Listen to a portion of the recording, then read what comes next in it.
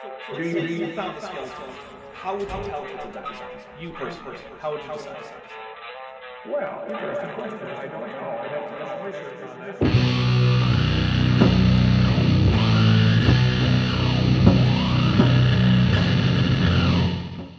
Alrighty. Hello, everyone, and welcome back to part 3 of our The Process of Evolution series. I guess is what we're calling it. Our The Process of Evolution series. And, of course, it's me, your favorite Jackson. We also have the wonderful Dapper Dinosaur. Hello, everyone. I'm Dapper Dinosaur. I'm the most frequent guest on this channel to not be featured in the intro sequence. Fun fact. Well, Peter, you heard him. The problem is getting footage of a dinosaur. It's right there, man. They didn't have cameras back then, so I think that's the problem. But there's footage right now. See, it's right there. We'll have to get that sorted at a later time. I mean, in fairness, we only had PZ on like twice, I think. But anyway, hello everyone. Yes, welcome. Okay, so thus far in the series, we have covered most of sort of the bare bones basics of the process of evolution, which is mutations and recombination, natural selection, sexual selection, and genetic drift. So, and then we started speciation last time, which is the process by which one species becomes more than one species. I mean, I guess that's unless you consider the origin like of species. It is, although I guess it also depends on like how you consider chronospecies, how those fit in Well, maybe there. we should talk about what chronospecies are, because we have. This is a concept that you get a lot from the fossil record and not so much from extant organisms, because I mean we just haven't been observing them long enough. So a chronospecies is a species that represents, there are a series of chronospecies that represent the same population of organisms that isn't necessarily splitting into multiple species, but is significantly changing its morphology over time to the point that it meets the criteria for a new morpho species. Morpho species is something that you get into in paleontology, where you can't use the biological definition with like interbreeding populations and things. So you have to say, do these animals or plants or whatever share sufficient morphology that we can reasonably lump them into a species? And yeah, that is arbitrary. And so morpho species represent a single lineage as it's undergoing morphological change through geological time. So one example is there are 3 named species of the aquatic sloths from South America, but those are all chronospecies. Also, it's very likely that the 2 species of Triceratops, Triceratops horridus and Triceratops prorsus, are chronospecies. Same for lots of trilobites. There are lots of different groups of trilobites, which you'll have like a genus, and it will vary within a lineage, like how many pygidial ribs they have over, like, for 2 million years they'll have 7, then for another 2 million they'll have 8, then they'll go back to 7, and they'll just fluctuate. For those of you like who don't know, the pygidial ribs are a structure of the pygidium, which is the last little bit.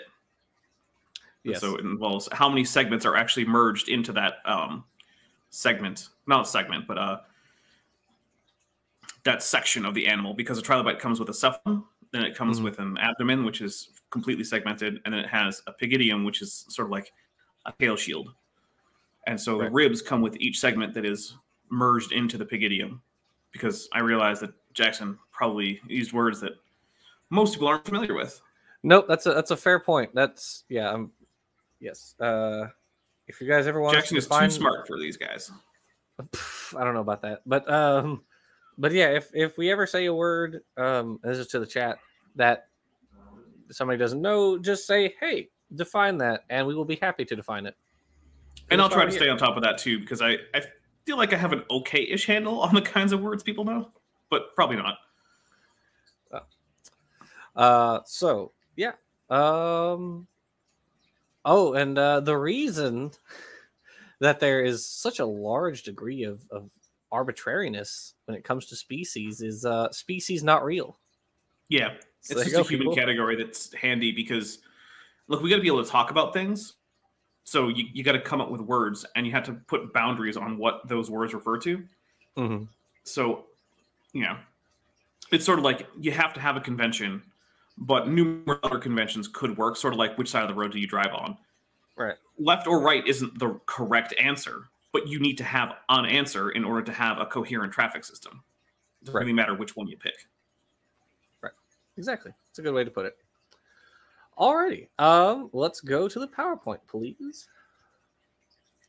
So as I said previously, we started with the concept of speciation, which is when one species becomes two. And typically, if you take a high school biology class or an intro to biology in like college, the typical species concept you'll bump into is called the biological species concept, which was coined by Ernst Mayr in 1942, which basically just says a population which interbreeds and produces fertile offspring is a species.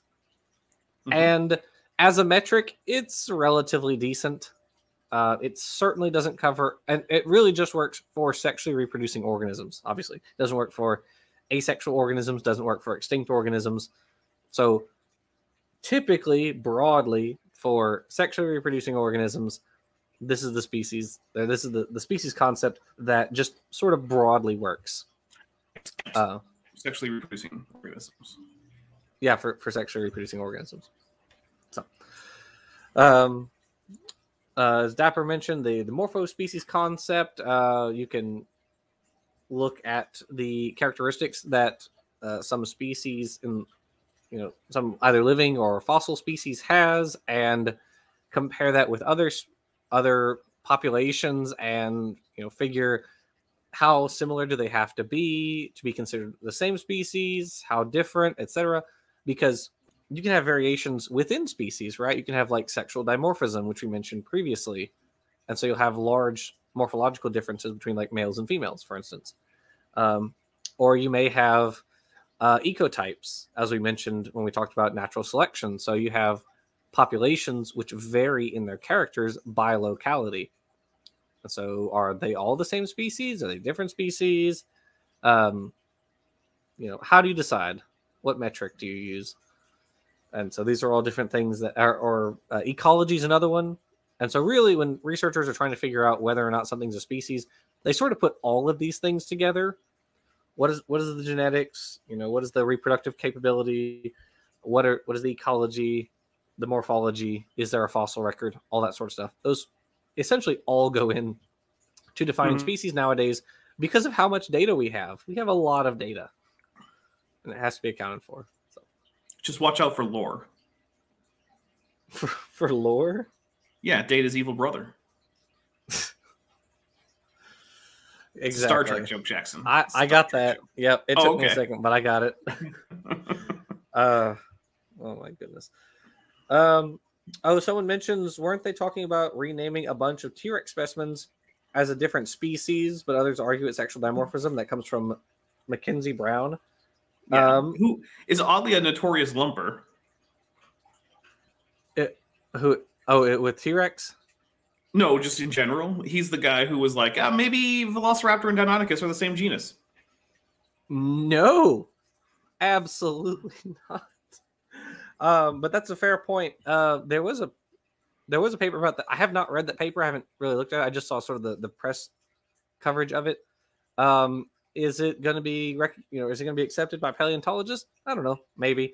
I mean, it took a while for researchers to figure out that like Stygimoloch and Dracorex were just young Pachycephalosaurus, and that sort of stuff happens when you're dealing with the fossil record, and you have several organisms that look sort of similar, all living in the same area at the same time. There's a possibility there may be some like ontogenetic shifting that's going on in these organisms over time, and we're considering them as like separate species. That happens. It's not unheard of. So. I doubt that it will be broadly accepted, and part of the reason is the arbitrariness of species concepts.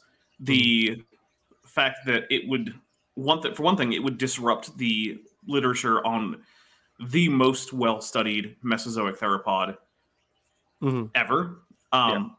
Because suddenly you would have all these papers that are using specimens that have always been referred to Tyrannosaurus rex, but now would have to be referred to Tyrannosaurus imperator or Tyrannosaurus regina.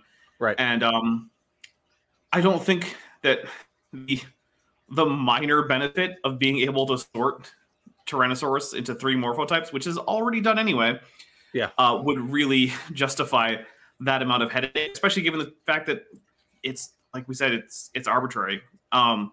Plus, yeah, as far as I know, all of the known female Tyrannosaurus specimens have been of the I don't remember which morphotype it is, but it's one of them, right? So that's circumstantial evidence leading to the idea that it is sexual dimorphism. And maybe the hypothesis that throughout the history of the species, sexual dimorphism increased. Sure, maybe. I mean, that's an entirely reasonable idea. Sure, that happens. Yeah. At most, that means that maybe you name one new chronospecies, not one chronospecies, actually one ancestor species, and then 2 morphospecies. That's probably a bit extreme. Yeah. That's my take on it. Like I said, I haven't read the paper. I'll take your word on it. You're the resident theropod, so it's true. So when you do get speciation and not when you get cladogenetic speciation, because that's, I guess, something else we have to talk about. Chronospecies are basically an example of anagenesis. So you have this continuous population that doesn't branch out into more than one species. It's just one species at a time. Cladogenesis is when you have a single population that becomes 2 species. And so when you have that, what you get are sister species. So these are the closest relatives of each other. And here's an example I just picked arbitrarily because we have them at the aquarium and they're adorable. I love Pseudanthius. You have Pseudanthius tuca and Pseudanthius pascalis. And they're just sister species. They look, as you can see, very, very similar. They both have, this pinkish body or magenta body, this yellow tail. They have these little pointed mouths. They're very, very similar in their overall morphology, and because they probably haven't been separated for very long.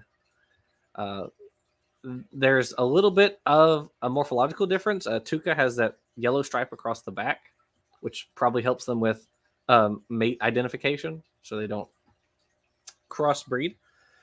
But overall, not a whole lot of differences. Fun fact about Pseudanthius, since I'm talking about them, is they're called Pseudanthius, which means false Anthias, because they were originally members of the genus Anthias. But once genetic testing came out, they were transferred to Pseudanthius, so they're not true Anthias. But then it turned out that Pseudanthius is paraphyletic to a couple other genera, so they're not Pseudanthius either. Or they are, and all this other genera are also Pseudanthius. But it doesn't really matter because all taxonomic ranks are category. You want to have a consistent system, which is why we want taxonomic names to be monophyletic, meaning everybody shares one common ancestor. And everyone who shares that common ancestor is in the clade or in the taxon. Right, exactly. And that's for ease of description, because it would be really complicated if, like, we were naming species, but they were related. They were closely related to each other, but in different genera, and it would be very complicated. And so we have this nested hierarchical system, which we will talk more about a little bit later when we get to the evidence for evolution in the past. But it's almost like ranks are meaningless, and pretending otherwise is a fool's errand. Almost. This is also one of my favorite quotes from Origin of Species. It actually might be my favorite quote. Chapter 2 of Origin of Species, just read it. If nothing else in the book, just read chapter 2. It's a fantastic chapter. Darwin says, many years ago, when comparing and seeing others compare the birds from the separate islands of the Galapagos archipelago, both one with another and with those from the American mainland, I was much struck how entirely vague and arbitrary is the distinction between species and varieties. And Darwin just spends that whole chapter just bashing the fact that there is no delineation between species, subspecies, varieties, races. He also mentions neutral theory briefly in a very rudimentary sense. He's like, what if polymorphisms just kind of spread through the population, and they were neutral. And that's a really interesting idea for someone who lived like 100 years before neutral theory came out. So, or was formalized, I should say, mathematically formalized. Anyway, read Origin of Species if you haven't done it already. It's a good book. I second this. Next slide, please. I do also have to say, don't read it as though you're reading like the most up-to-date work in in evolution. Read it as a historical interest, please, because it's by no means up-to-date. No, it is just a like 15, 16 decades or so out of date. I don't know, something like that. So, it's been a little bit, yeah. A little bit. So these are fruit flies from the island of, you're probably going to be better, is Sao Tome? Oh, that looks like a San Tomea. Well, that's the... Oh, wait, no. That's the species name, yeah. Oh, yeah. Oh, because you got to nasalize the like Sao Tome. Look, my Portuguese is terrible. Yeah, because it's right off the coast of or it's near South America. I should stop saying right off the coast. It's near South America, if I remember correctly. So, so actually, this is an island where Jerry Coyne did a lot of his research because he's one of the eminent fruit fly specialists, and that's why he became like one of the speciation experts, because he goes to this island which has introduced cobras, interestingly enough, and he studies the fruit flies there, and you have these different a dumb idea. Yeah, someone just released cobras on this island. It's freaking wild. Probably by accident, I mean, but still, So so as you can see, the fruit flies are divided into these sort of, I'm not entirely sure if they're ecotypes per se, but they're divided geographically. You have the ones sort of in like the upper part of the mountain of this island, and then the ones in the lower areas near the coast. And they have some slight differences. The ones in the more towards the center, maybe it was to control rats. Maybe, but that seems a bit extreme. Like cats are a thing. I don't know. Yeah, cats, weasels. There's a lot of things that are way lower down the danger to humans list that kill rats just as effectively as cobras. So you can see there's some slight morphological differences. The ones near the center of the island are more yellow, and the ones near the coast are more black. This paper is not. I don't think Coyne was a co-author on this paper, but they have Drosophila jacuba, which is the one on the coast, then Drosophila santomea. And so this is also dealing with that biogeography concept that we talked about in the previous episode. So they're adapting to novel localities and having morphological novelties as a result. So, is there an annotated copy of Origin of Species that points out things that are no longer accepted and what the state of science currently is? I mean, you could read like The Greatest Show on Earth by Richard Dawkins, because he does a bit of that. I don't know about an annotated copy of Origin per se. Not that I'm aware of. But like, if you're interested in reading about, sort of the history of Darwin as well as the evidence for evolution, Greatest Show on Earth by Richard Dawkins is a pretty good book. The only thing even close to that I know of for Origin is that weird Ray Comfort edition of Origin that has like that ridiculous intro and cuts out a bunch of chapters. That he like plagiarized? Yeah. Yeah. Oh God, I remember that. So don't funny. get one of those. I mean, unless you just want to get it to laugh. Yeah, I think I have one of Ray Comfort's books around here somewhere, but at any rate. Yikes. Next slide, please.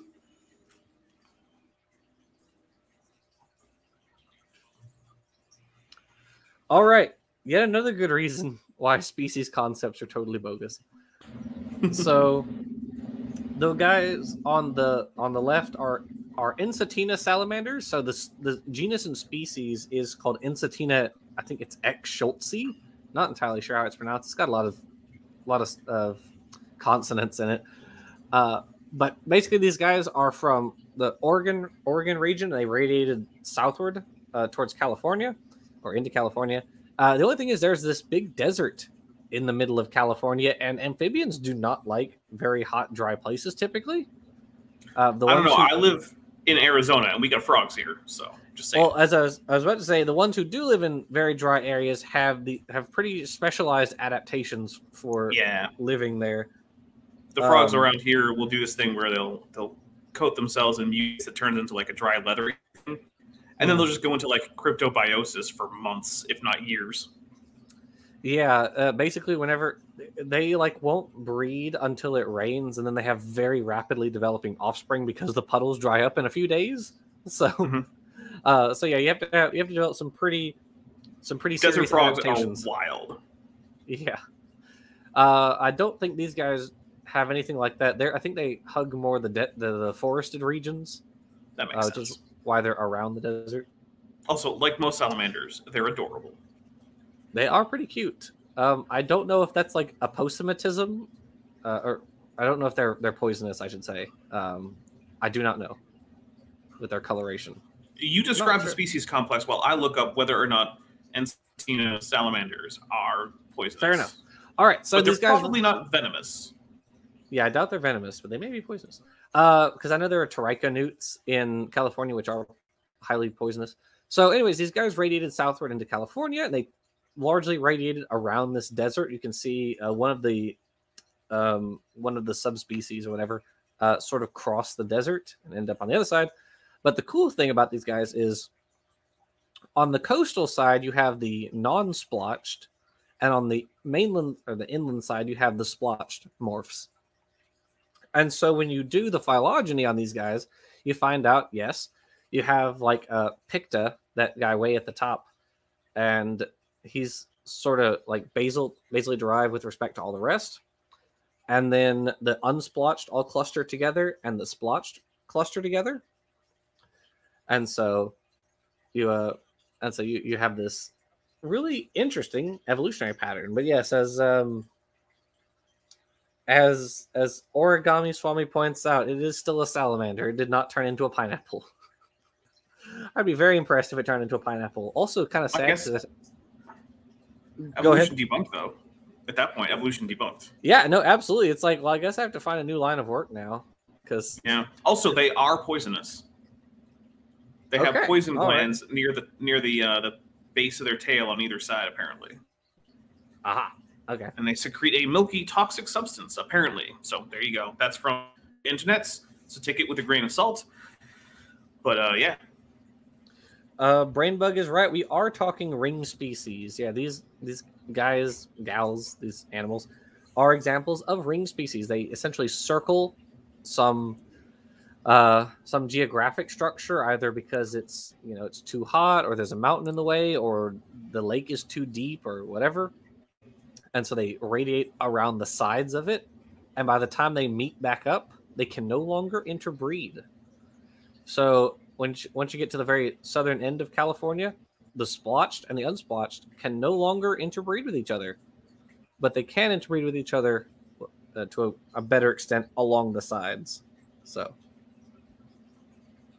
and then on the right side, you have the Lake Tanganyika Tropheus cichlids.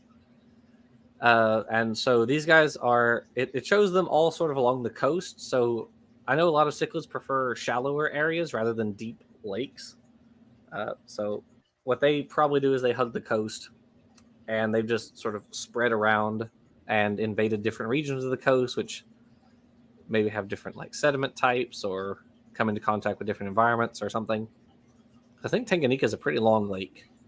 So anything you'd like to add, Dapper?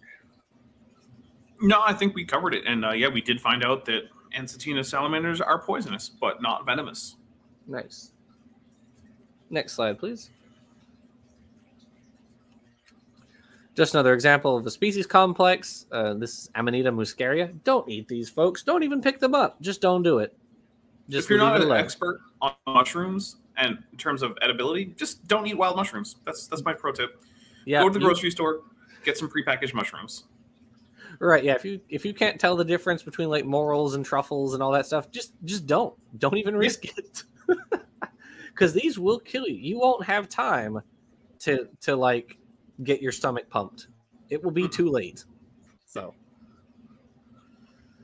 anyway, and so the cool thing about Amanita Muscaria is these, if I remember correctly, I believe these are predominantly Laurasia in distribution, and so they look like they have these different polymorphisms. So populations, some will look like each other, some will not look like each other, but the thing about it is they're all closely related to each other. They're all considered like the same species, even though they live in wildly different areas, and some populations look fairly different, but they're also considered Amanita Muscaria. Yes, the Sisyphean bead points out, well, it is a rift lake. True. Speaking about Tanganyika, yeah. Yeah. Which does tend to make them long and narrow, and often deep. I have, for anyone, what you're probably hearing, that trickling noise is my big Lake Malawi cichlid tank, because I do also love cichlids. I have a whole bunch of them, mostly peacock cichlids.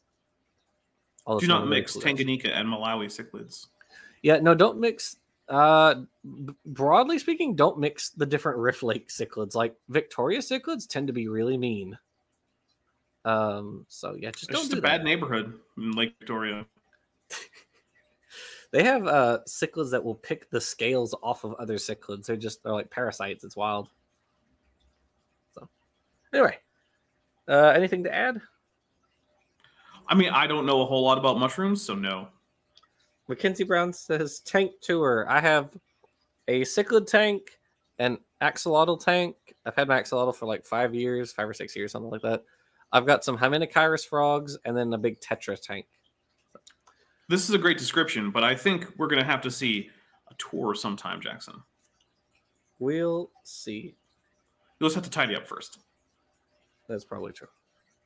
I still want to see a Darwin cam. We need a Darwin Next slide, cam. please.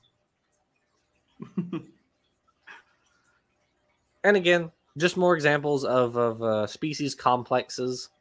So on the left, you have some different Himentua. Was it Urnak?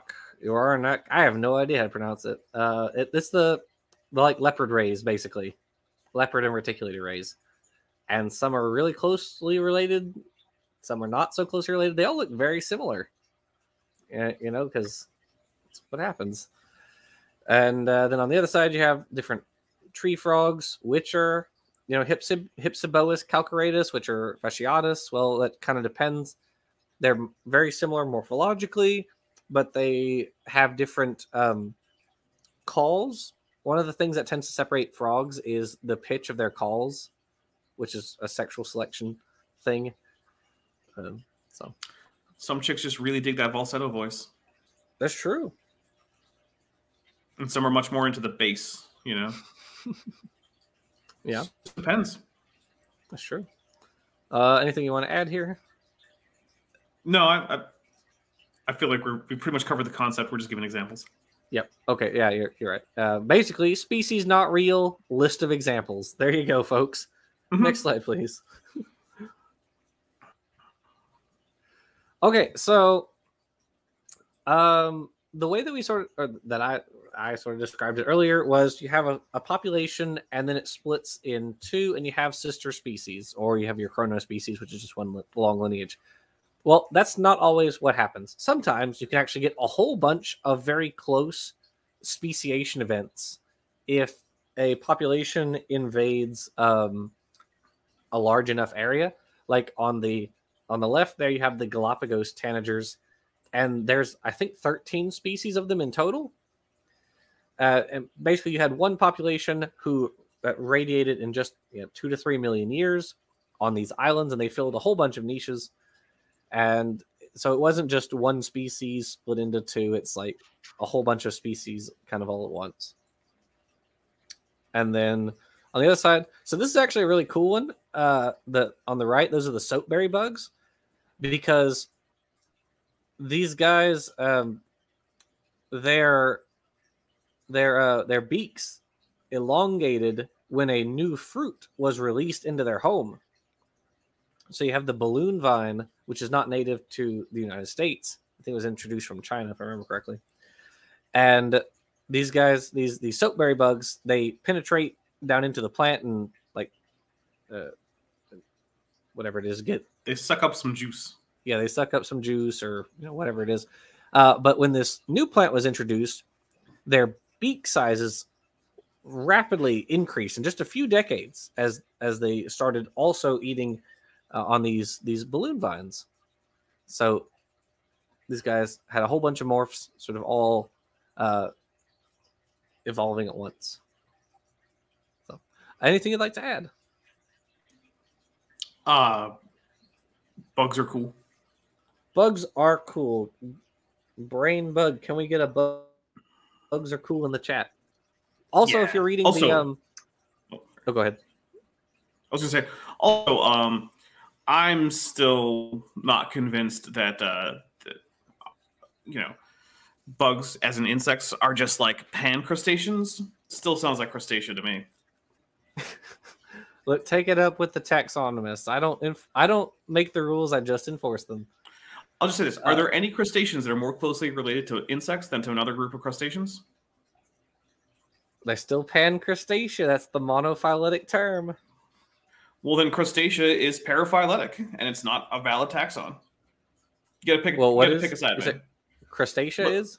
Look, if there are some crustaceans that are more related to insects than they are to another group of crustaceans, then I agree. Crustacea is not. It's not considered monophyletic anymore. It was changed. It merged with hexapoda and became pancrustacea because because crustacea no longer encompasses. That's like when people are trying to push Artiodactyla. It's just Artiodactyla, man. You just find out the cetaceans are part of it. I'm done with all this changing names because some group was found to be in it.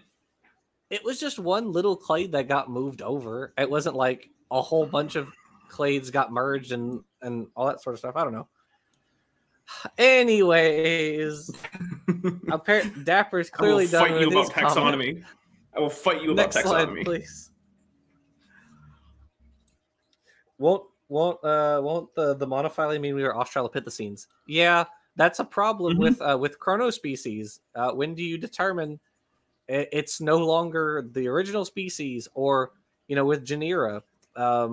Because we are direct descendants of Homo ergaster, right? So doesn't that mean doesn't that make us Homo ergaster? Well, yeah, in a sense, it kind of. Doesn't that also make us like? I came across a paper that argued Australopithecus garhi is directly ancestral to Homo. So theoretically, doesn't that also make us Australopithecus garhi? Like, well, yeah, I guess so, because we are direct descendants of them. So, yeah. But so Australopithecus is called an evolutionary grade rather than a clade. A grade is a group of organisms that are united by both their place in time as well as their gross morphology. Mm-hmm. Grades are often be paraphyletic if you were to try to use them as a clade, because there are exceptions within that group of organisms taken holistically that are excluded from the grade because they don't meet the morphological idea. One that you'll still hear talked about is Pelicosaurs, which are a group of synapsids, and they're the things like Edaphosaurus and Dimetrodon and things like this. And this is not, Pelicosaurs aren't a clade because they exclude things like mammals.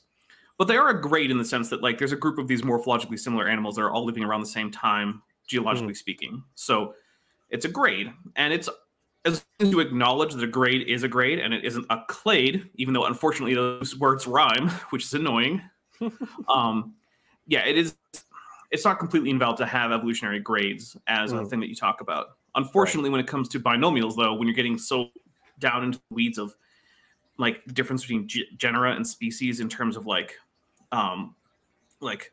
chronotaxa and whatnot, it becomes virtually impossible to distinguish taxonomic groups like Australopithecus and Homo without blurring the lines between clade and evolutionary grade, which on the one hand is an annoying problem to have to deal with.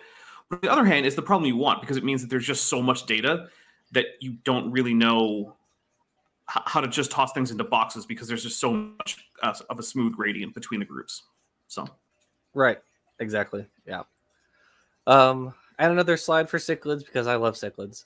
So this is a phylogeny of the haplochromine cichlids. Well, the one on the left is the phylogeny. I'll explain the one on the right in a moment, because it's not technically a phylogeny. So what happened? See, what had happened is the haplochromine cichlid. It's called the haplochromine superflock, because are they all members of Haplochromous? Well, no, not really, but they're termed the haplochromine superflock because a lot of them are haplochromous in Lake Victoria. Again, it's arbitrary, but where they came from was Lake Kivu, which is a much smaller and older lake than Victoria is. So even though Victoria has way more species, they're all really, really closely related to each other, as you can see by how short those lines are. They're really, really short. That means that the speciation events occurred really recently, and in terms of like 100,000 years or so, that's really recent in evolutionary terms. Yes, that's basically just now. Yeah, it's super recent. And so the cool thing, we did a video on this channel a while back titled "An Analogy for Human Dispersal," and the point of that video was there are some people who seem to think that humans originated in the Middle East. The only problem is there's no evidence to back that up. In fact, there's evidence to disconfirm that. Yeah, the specifically the argument from genetics, which is if you do a phylogeny of all humans, you find out that indigenous African populations are paraphyletic to the rest of humanity. All Africans form a clade together, and then there are multiple clades of Africans. Now, what that means is we couldn't have originated outside of Africa. It's just not possible. That's what that means.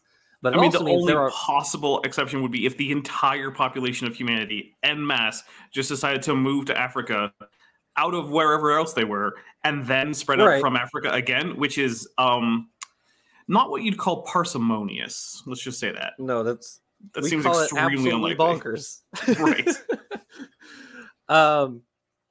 Yeah, no, it didn't happen. It's not gonna Excellent. So, I have to correct you a little, because you said they're more closely related because of the shorter lines. If Kent Hovind's going to watch this, he's going to have a field day with you on Whack an Atheist. And right after that, you said we have multiple clades of Africans. He probably will call that racist. I mean, you have to be careful. He's a convicted spouse abuser, so who cares about his opinion? Yeah, I mean, they're not. Well, they're not. It's not recent because the lines are short. The lines are representative of how recent their split was. And so the cool thing about it is the African populations, the indigenous African populations, are more genetically separate from each other than I am, for instance, from a Chinese person. They're more separate from each other than that. And so you can do, and so again, that's another independent line of confirmation. So you can do the phylogeny, you can look at the genetic differences and the similarities, and those are two independent lines of confirmation in addition to the fossils, of course. The oldest human fossils come from Africa. There's also another bit that's not just looking at the various clades formed, which is that African populations have much higher degrees of linkage equilibrium, which is to say that their chromosomes are better shuffled, essentially, because every time you do linkage equilibrium, right? Well, they have more linkage. I think it's disequilibrium is more shuffled, because equilibrium means you have a good ability to predict what alleles are associated with each other.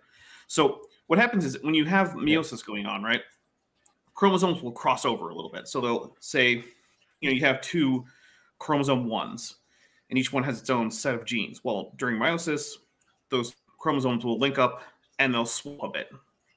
And this happens a few times, usually every time there's meiosis in a cell. So this is producing your gametes. Well, with a population that's been long-standing with a lot of interbreeding for a very long time, you have a long history of these crossover events on all the chromosomes. So which alleles are associated with which other alleles by being tied on the same chromosome gets very well shuffled up. Whereas with smaller groups who have had fewer recombination events throughout the history of the founding of that group, you can find more closely related alleles in terms of the frequency of finding them together on the same chromosome. Right. And that's because those populations haven't existed for as long. Mm-hmm. Right. And that also, so linkage disequilibrium also increases as you get closer and closer to Africa, and it decreases as you get farther and farther away. Yeah, almost like humans originated in Africa. It's almost like we have a consilience of independent data points, all indicating that humans originated in Africa. Yeah, it's kind of like going with any other option is completely insane or dishonest. Yeah, or both. Yeah, that's an option. And so the cool thing, sort of relating that to the cichlids, is if you think of the Lake Victoria superflock as like all of the non-Africans, sure, there are way more like groups, quote, quote, of non-Africans, but they're all more closely related to each other than the different African populations are to each other. That sort of stuff. And so you can do the same thing with the cichlids. So the cichlids of Lake Kivu, even though there are a lot fewer species, they are more different from each other than the Lake Victoria cichlids are from each other, or are to any of them. So you can apply the same sort of logic to humans or cichlids, and you get the same pattern. Because if you want to deny that for humans, you also have to deny it for a lot of other organisms, and that kind of screws a whole lot of stuff up. Or you can just be inconsistent. Yeah, I guess you could. There are people who are perfectly happy to just be inconsistent. I guess. The other picture is those are alleles, not species, and so you have this sort of phylogeographic distribution of these alleles. So it's like which alleles end up in which lakes, and how are these alleles related to each other. And so basically for each of those little dots, that's like a different mutation between the different alleles. And it's a really cool chart, in my opinion. So like you have that one big circle on the left, which has a bunch of colors in it. So like that particular allele is in a bunch of fish in a bunch of the different lakes. And then, but you can see most of them are like restricted to particular lakes. It's just a really cool chart. I highly recommend that paper for Hayen et al. 2003. Next slide, please.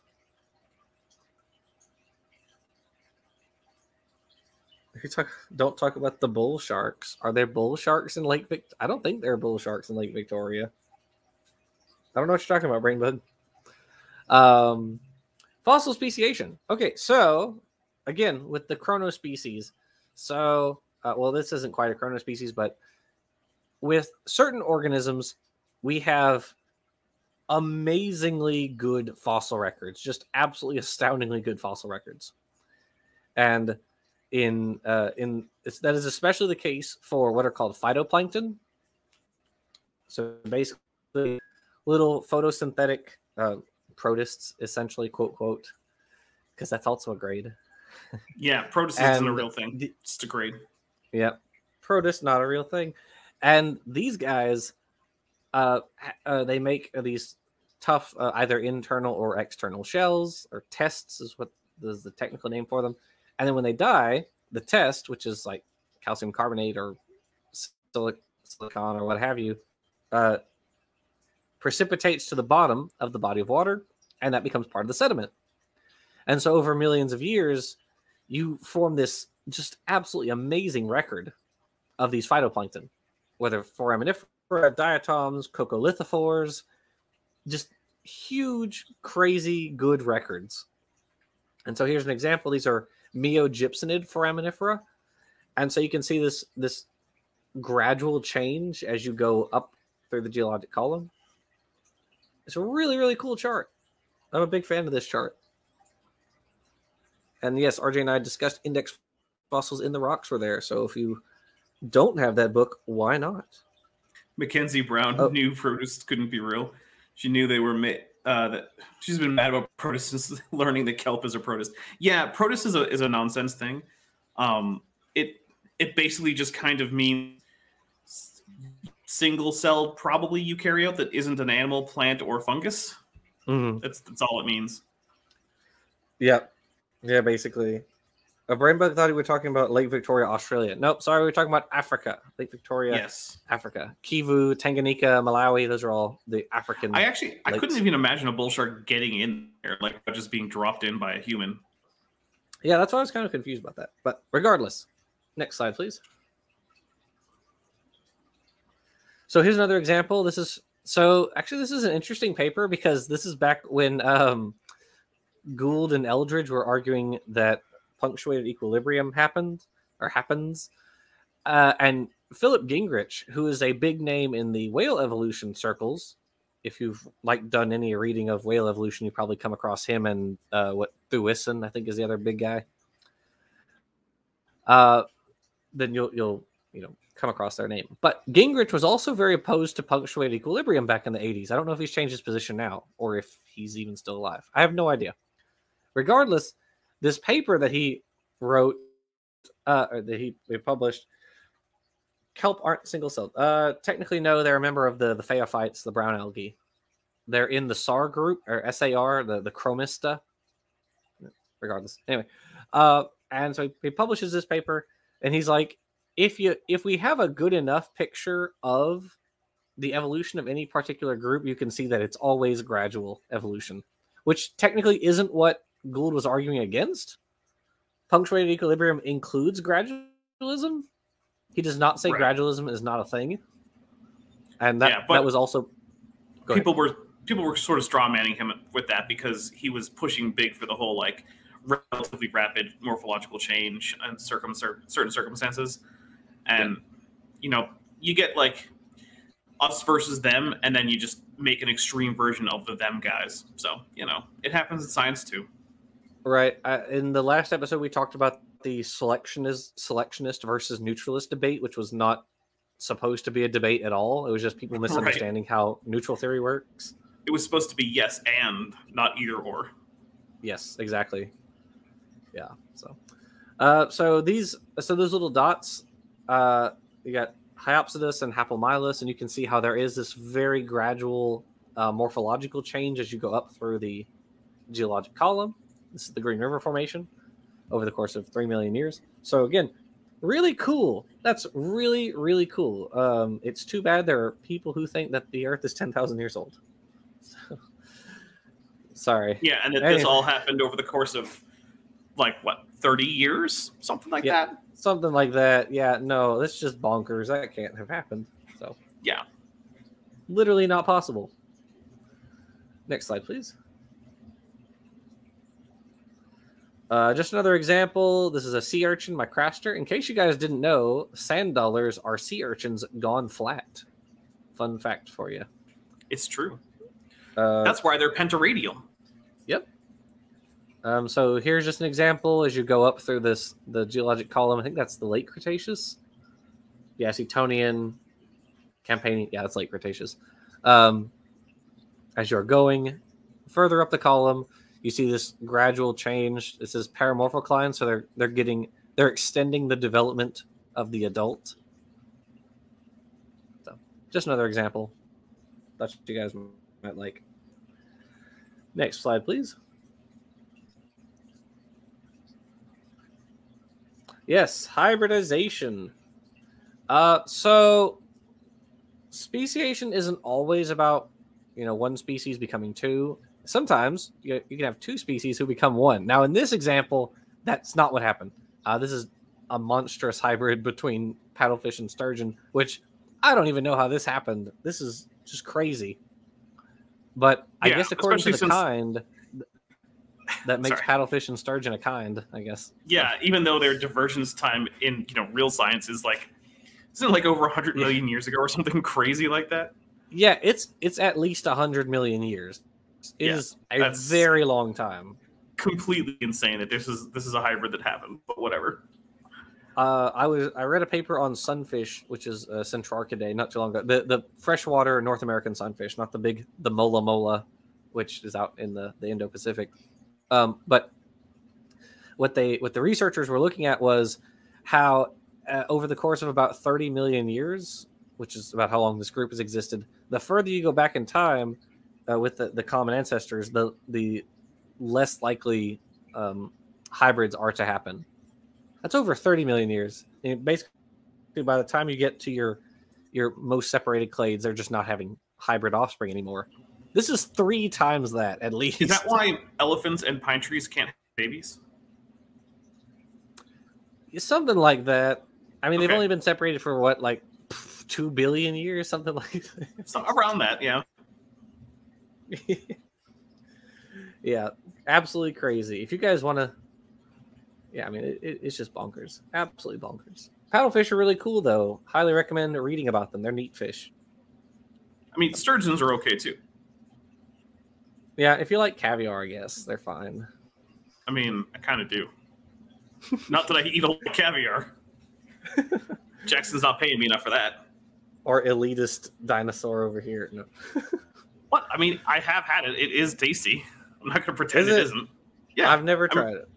It's salty and it's a little on the fishy side, but it's fairly mild, and it has a little burst of that salty flavor when you bite into it because the eggs pop, and Yeah. so you put in a little like cracker or something. You just eat it. Don't like just spoon it into your mouth though, because that's too salty, too fishy. It's a Yeah, little that sounds tiny kinda thing. nasty.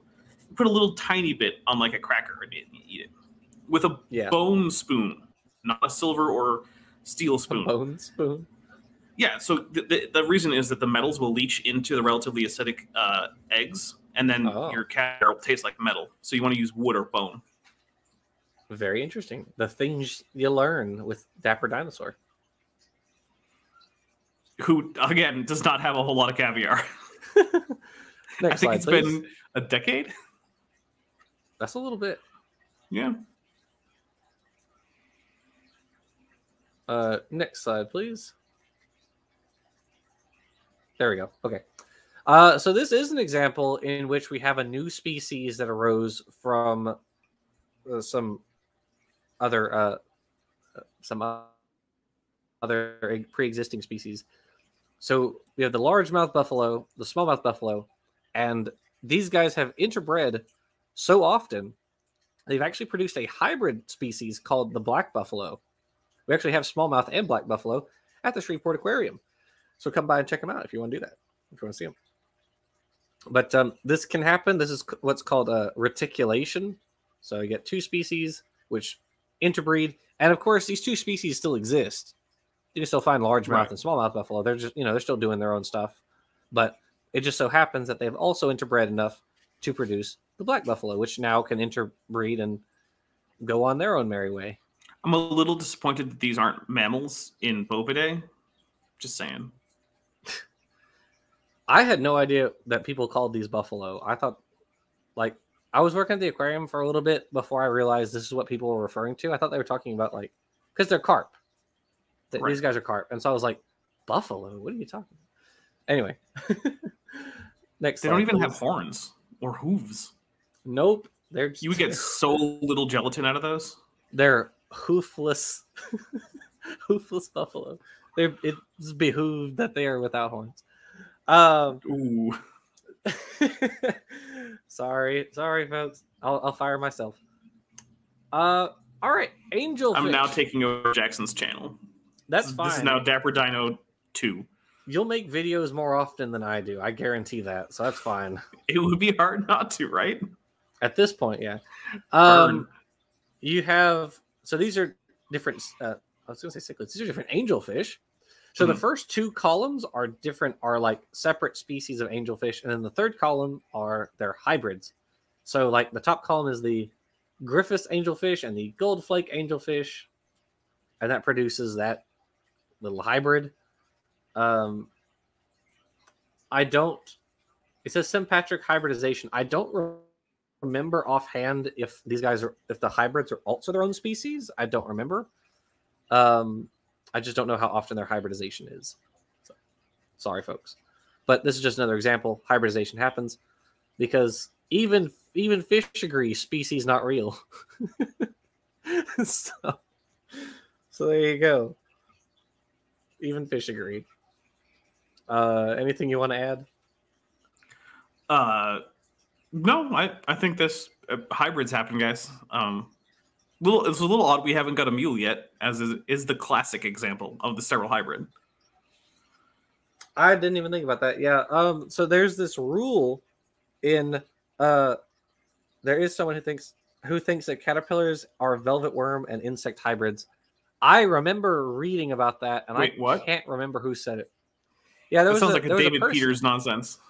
It wasn't him. It was somebody else. But yes, who claimed butterflies are the result of velvet worms and insects hybridizing, which also, like, that's a Cambrian. That's 500 million years ago, is when these guys separate, at least. Probably more than that. So, yeah, I don't know about that. But, yeah, so the thing about, so there's a rule, I think it's called Haldane's rule. It's basically that you can have hybrids, but only if it's the one with 2 of the same chromosome. So, if it's like a female offspring of a horse and a donkey, then it will be fertile. But if it's a male, the mule, it will not be. Can be fertile. It usually still isn't. Right. It has a slightly higher chance of being fertile, I guess I should say. Like the historical instances of confirmed pregnancies coming to term in a female mule can be counted without running out of fingers for a human. So, like, it's not impossible, but like, don't plan on getting yourself like a mule true breeding farm going where you just produce mules from other mules. It's extremely unlikely. Right. Yeah. Next slide, please, because I don't remember. Okay, and then there's just turtles. This is just another example. Well, this isn't. I mean, sort of. So basically, these are all the same species, in my opinion. They're all Trachomys scripta. They can all hybridize. They just have slightly different morphologies. I don't think I included a slide on prezygotic and postzygotic mechanisms of isolation, but to give you sort of a prezygotic means they are mechanisms of essentially preventing pregnancies. A mechanism of preventing pregnancy. So before the zygote forms, and there are lots and lots of different ways that can happen.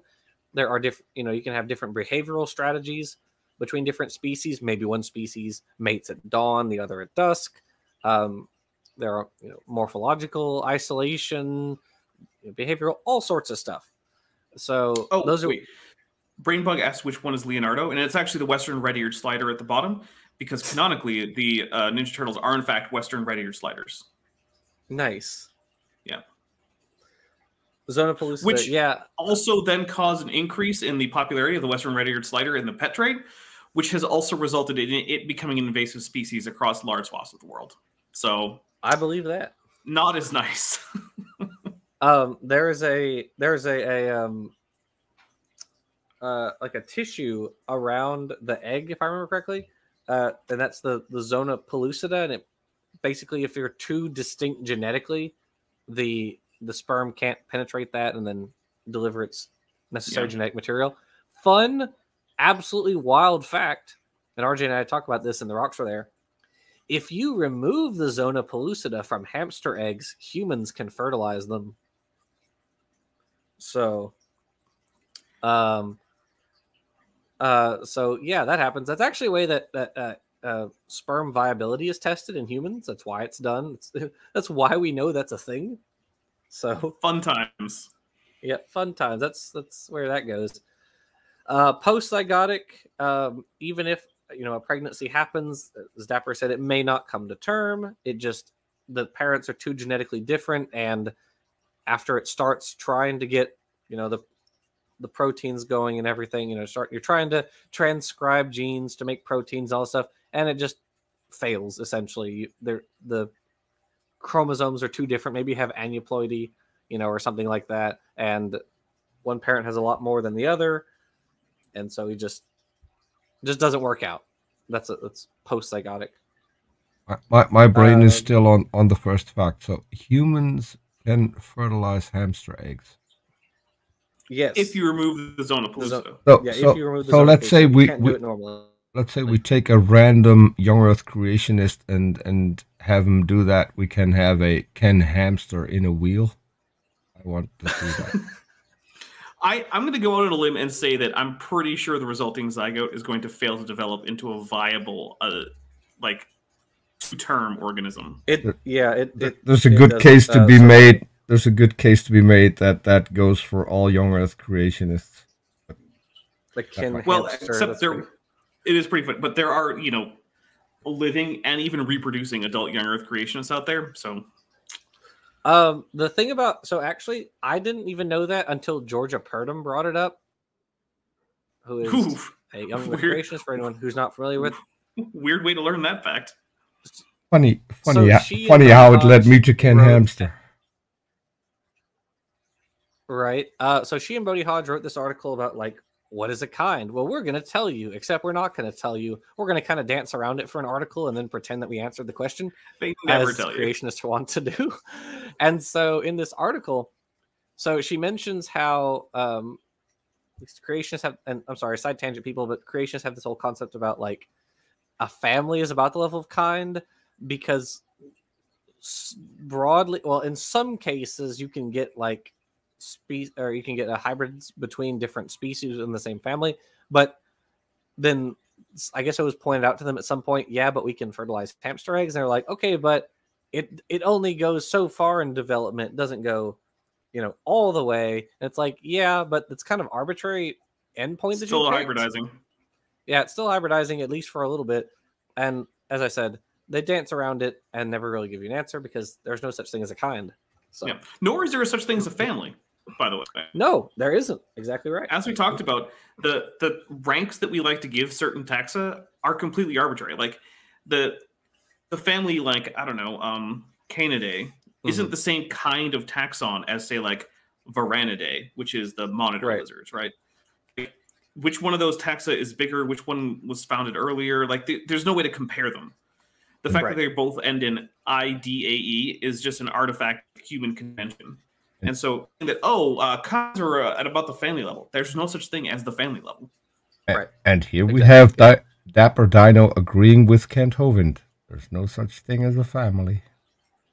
Sorry. Not in his house, anyways. Oops, sorry. Yeah, that's more about him, body slamming his partners and less about biology. Yeah. Anyway, next slide, please. Okay, phyletic gradualism versus punctuated equilibrium. I probably shouldn't have said versus. I should have said and, but regardless. So, well, you're contrasting them, so it still works. Sure, yeah. They're being contrasted. These are not opposed to each other. They both occur. Mm-hmm. There's this major misconception that phyletic gradualism was like around and then it was replaced with punctuated equilibrium. No, they work together to both explain how biodiversity changes through time. That's how that works. So phyletic gradualism states that populations are constantly slowly evolving, slowly splitting, and then punctuated equilibrium states that populations undergo short periods of generally allopatric, that means they're separated by geography, evolution, followed by long periods of morphological stasis. And as I said, PE did not replace PG. Again, there's a bit of a problem with what does morphological stasis mean?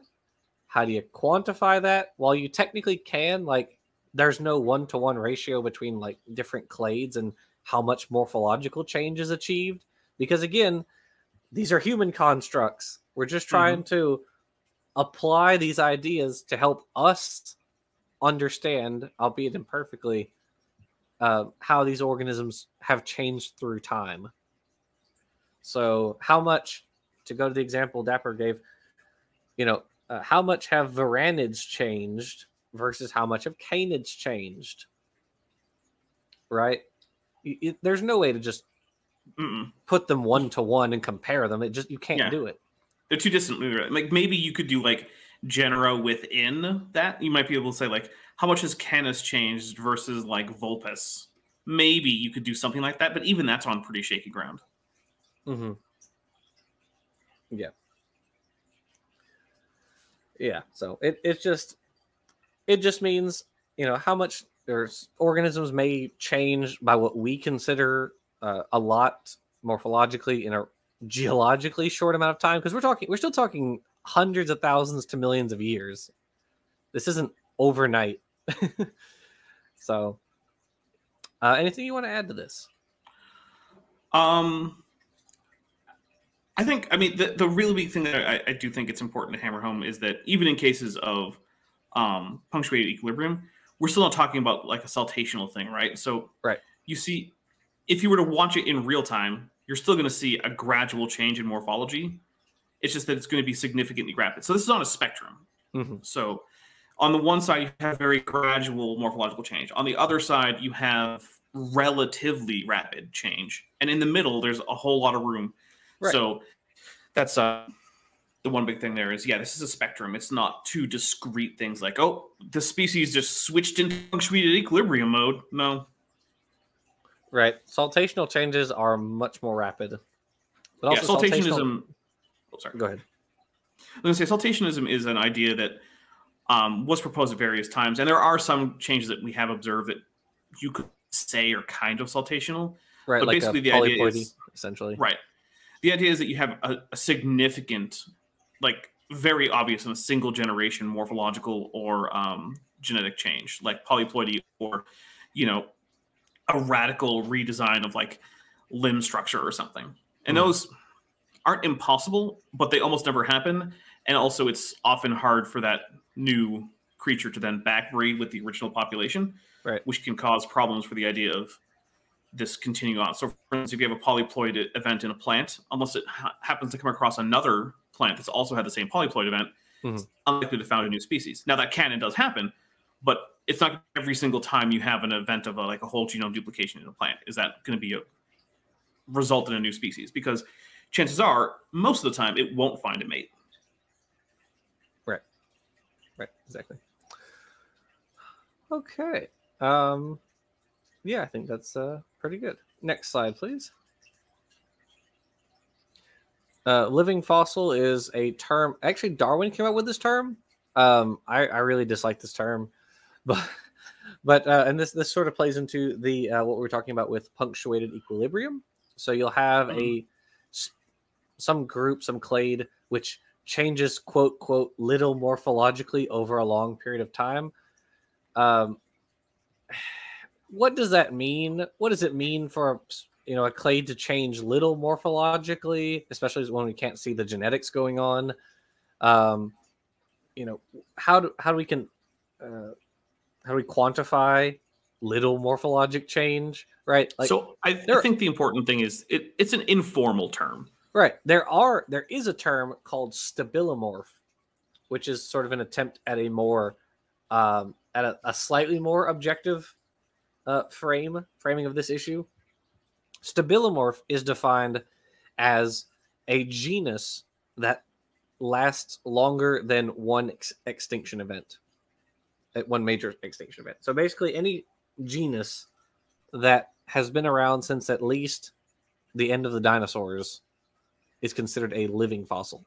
But technically, by that definition, coelacanths are not living fossils. The modern coelacanth, Latimeria. Well, they might not be, because we don't actually have a fossil record for Latimeria, so who knows how long they've been around. But it's generally considered like at the max 60 million years, isn't it? Which still postdates the... It does, but I'm just saying it's still at least a remote possibility that Latimeria might be older than we think, because again, sure, we just don't really have a fossil record for them. Yeah. If you live in the deep sea, typically you don't have very good fossil records. A lot of the coelacanths in the record are freshwater or brackish, because or at the very least near coast, because those are the places that tend to get better fossilization than the deep sea. So yeah, it's useful for lay people. You're right, Mackenzie Brown. Limulus, the horseshoe crab, has been around for like 90 million years, I think. So that is a stabilimorph. Paddlefish, I don't actually remember what is the modern paddlefish. I can't. Oh, Polyodon. I actually don't know if Polyodon predates the Cretaceous extinction. But I believe garfish count as stabilimorphs, but I would have to double check, because that's Leptosostius, right? I don't honestly remember, but I do know that if you look at like Mesozoic garfish, they're, other than changes in size, they're very hard to distinguish from modern garfish. Right, and I think there are also Mesozoic bowfins, which are Amaya, and they're pretty similar overall. Ooh, fun fact: garfish means spearfish because gar is the Old English term for spear, and it's the only place where that word survives into modern English. Yeah, And they're called that because they kind of look like spears. They do kind of look like spears. Kappa 1611 says, I prefer living fossils to Bilomorphus trying too hard. Who cares how many extinction events? It's just attempting to add a bit of objectivity to the definition. That's all it's trying to do. Science likes to be able to say for certain whether something is a thing or a different thing. Yeah. And with living fossil, it's just sort of like eyeballing it. Like, yeah, this looks a lot like its ancient ancestors or ancient relatives. So we'll just kind of call it a living fossil. And like, I mean, okay, are shrews living fossils? Right. Because we have shrew-like organisms since, like, basically since the Jurassic. Right. Yeah, absolutely. So maybe, I don't know. Next slide, please. And then I think this is the last example. Horseshoe crabs and relatives. So essentially the modern, quote, horseshoe crab form, Limulus, has been around since, like, the Jurassic. Okay, so I thought that was Mesolimulus. Okay, maybe they do go back to the Jurassic. Anyway. As you can see, they've been around for a long time, a pretty darn long time. There are only like 4 species of modern horseshoe crabs, and I think they all split about 70 million years ago, something like that. So that they're probably like chronospecies. Who knows? One fun thing with horseshoe crabs, which is not related so much to evolution as it is to just cool stuff, their hemolymph is a really cool, bright, vibrant blue color, and 2, it's actually commercially harvested in order to provide medical treatments because they have a very unusual immune system compared to, say, tetrapods, where rather than like attacking and just individually targeting bacterial cells with various kinds of immune cells, they actually have proteins that clump around foreign bacteria and simply prevent them from actually moving around the body until they die. And so this can be used to diagnose bacterial infection in otherwise hard to diagnose cases because you can introduce samples from the potentially infected person to these proteins. And if the proteins flocculate around something, that means that there is the presence of some kind of foreign bacteria. And right now there's actually a controversy because Limulus is not exactly the most numerous of animals. Yeah, it's endangered, I think. Right. Or at the very least vulnerable. So the thing is, the blood harvesting is technically non-fatal, but there have been studies suggesting that a significant fraction of those horseshoe crabs that are harvested for their hemolymph do not survive until the next breeding cycle, despite the fact that they're not old enough to have likely died before then. Yeah. So while it's technically non-fatal, it does seem like it's a pretty severe detriment to the overall health of the animal. So there's a lot of controversy about like how should that be regulated. Should we look into some kind of way to like farm a subpopulation of horseshoe crabs for medical use? I mean, people have done it with other animals. There are now medical leeches that are kept in sterile conditions specifically for blood draining purposes. They don't mix with the wild populations. So maybe. Yeah, absolutely. Definitely possible. Something to look into. All right, next slide, please. Also, they're monsters when you flip them over. They do look scary, but at the same time, you know, they're just big babies. They're not dangerous. They don't really but you flip them over and you're just like, oh my god. So many legs. So many. Plus they're chelicerae or pinchers, so that's, you know. They have chelicerae. That's what I just said. Yeah, well, chelicerae or pinchers. Yeah, but that's chelicerae. That's why they're called that in the first place. It's because that's the primitive condition.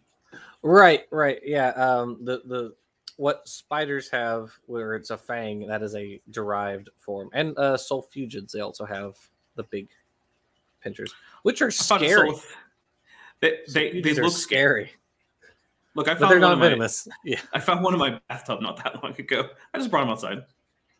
I mean, yeah, they're too close to looking like spiders for me. Like, I can handle scorpions. I can handle opiliones, which also have the chelicerae grabby claws rather than What about Ablepiggy?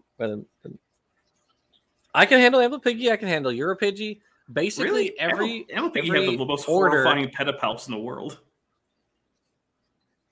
I think they're adorable. I can handle every arachnid except for spiders, so Aranea, and sulfugids because they look too much like spiders, even though they're not closely related. So, Okay. I mean, as distant as like 2 orders, maybe. So, What about mites and ticks?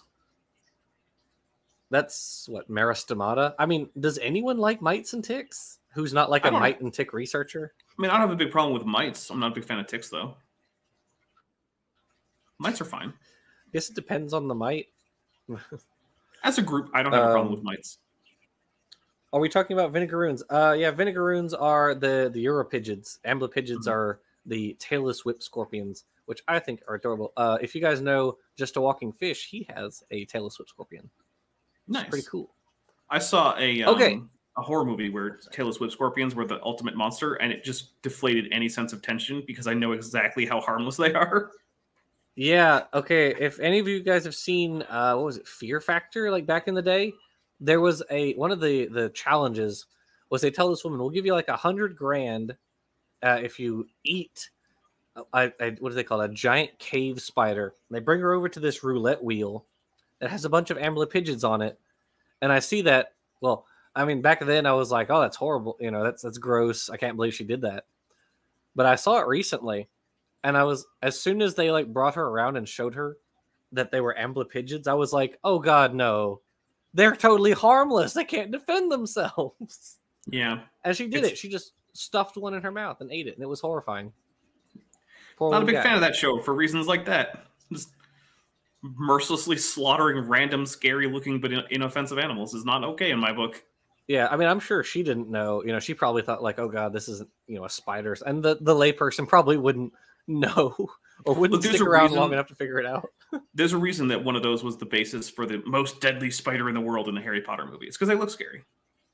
Yeah, and there's that really stupid line, Daddy Longlegs are the world's deadliest spider. They just can't, they can't bite you because penetrate their mouths are the too skin. small. Yeah, no, Turns out totally. both of those are wrong. Every bit about that is Yep. completely wrong. They're not spiders. They're opiliones, not Aranea. They don't have fangs. They don't have venom glands. So nothing about that is right. But their calystrae actually can break human skin. They just tend not to try. Yeah. So Plus, they eat literally like every little single mites and things. aspect. Yeah, every single aspect of that entire story is completely wrong. Yeah. But No, taxonomy.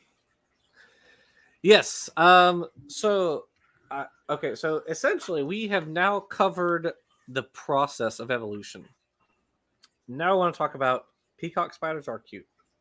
They are The they're harvestman. adorable. I meant the harvestman. That's yes, brain bug. We know there are lots of things called daddy long legs. So now we're moving on from the process of evolution, and now we're going to talk about the evidence for evolution. Does that sound good, Dapper? I mean, I feel like I've heard that there isn't any, so let's see what happens. So the first bit that I chose as evidence of evolution is the fact that at least among all like the higher taxonomic ranks, like plants, fungi, animals, things that don't do horizontal gene transfer regularly, they fall into what are called nested hierarchies. So essentially, you have a group of organisms. You have a twin nested hierarchy. So you can go in one of two directions. And so with this, it goes, from like all animals to Canis lupus. And I guess they consider regular dogs Canis domesticus. So that's fine. But so you have I'm not fine with it, but I'll let it slide this time. what is a Canis species? lupus Anyways. domesticus. So what they decide to do, so what you can basically do is you can go down one of two branches, right? Because after a speciation event, you have two new species, right? You had one species, which is now two. And from that, each of those species can then theoretically go on to produce two species. And then each of those can go on to produce two, and so on and so on and so on. Now that's, of course, it's theoretical. That's not always how it's going to happen. But But that's an idea. That's one way that it can happen. This is somewhat idealized. Yes, and so what that produces is you have nests within nests, right? You have these two species, and they're more closely related to each other than to a third, and they're more closely related to that one than to a fourth, and so on and so on. And that's called a twin-nested hierarchy. So with this, and you can categorize all animals this way, and all plants and all fungi. And, I mean, organisms generally, but, like, if you figure out how to... if you can, like, do a phylogeny without it all getting screwed up by horizontal gene transfer, that's basically what you end up with. Mm-hmm. Which makes it tough for some things like bacteria and archaea and things where there's a lot more horizontal gene transfer. Right. And so for this one, they chose, they went with all animals, and then from there they picked Chordata. And so Chordata is a smaller subset of animals. It nests within total Animalia. I'm a little bugged that all of the listed chordates are vertebrates. Come on. Yep. Sorry. Chordata. No lancelets, no tunicates. Sorry. Tunicates do not get enough respect. Oh, sorry for not having a brain as an adult. They still exist. Come on. This is anti-tunicate propaganda. It is. Although I will say that those pelagic tunicates need to learn their place and get back on the seafloor. Unacceptable. Yeah.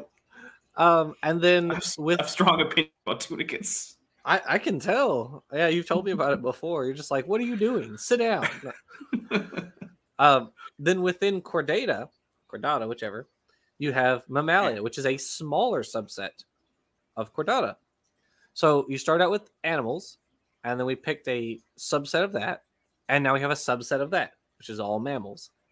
And then we can pick a subset of that, which is Carnivora, and a subset of that, which is Canidae. Then Canis, which excludes the fox, which is Vulpes vulpes. Or the red fox is what I think that is. I'm pretty sure it's Vulpes vulpes. Finally, Canis lupus, this one particular species within this genus. So what's cool about nested hierarchies is tunicates are not valid, says Mackenzie Brown. Well, oh, yikes! We get fighting words around here, Mackenzie. We have a lot of very strong tunicate opinions today. It's a sentence I didn't expect to utter. It's a very divisive taxon. So the cool thing about this nested hierarchy, which Linnaeus, a creationist, not an evolutionist, he was around before evolution was a thing, he figured this out. He figured you can nest groups within groups. So you have your total group, which has one set of characters, and then typically you have a smaller subset of that, which has all of the characters of that total group, all the characters which are ancestral to that total group, but also with their own characters on top of that. So animals are typically defined as multicellular eukaryotic phagotrophs. So they have true nuclei, they're multicellular, and they ingest their food. They have to eat other organisms. Yeah, they have to eat other organisms. They don't, with the exception of placozoans, they don't like excrete enzymes that break down their food like fungi do. Placozoans are just weird. We don't talk about them. So they eat their food, or they eat other organisms essentially. And so within that group, you have chordates. Chordates are still multicellular eukaryotic phagotrophs, but they've also added a postanal tail, pharyngeal arches, a dorsal hollow nerve cord, and a notochord. At some point in their life cycle. And then, shout out to the tunicates. On top of, at some point in their development, yes. And then on top of that, mammals have all of those characteristics, plus 3 middle ear bones, lactal mammaries, and synapomorphy for carnivora. Sorry, do you, Dapper? So let's see. There are aspects of the skull involving things like dentition. Mm-hmm. Like they have a certain range of dental formulae. They have things about their inner ear. The shape of the orbital bars are also things, but like it's all like super technical. Sure. Yeah. It's just like these minor skeletal bits, basically.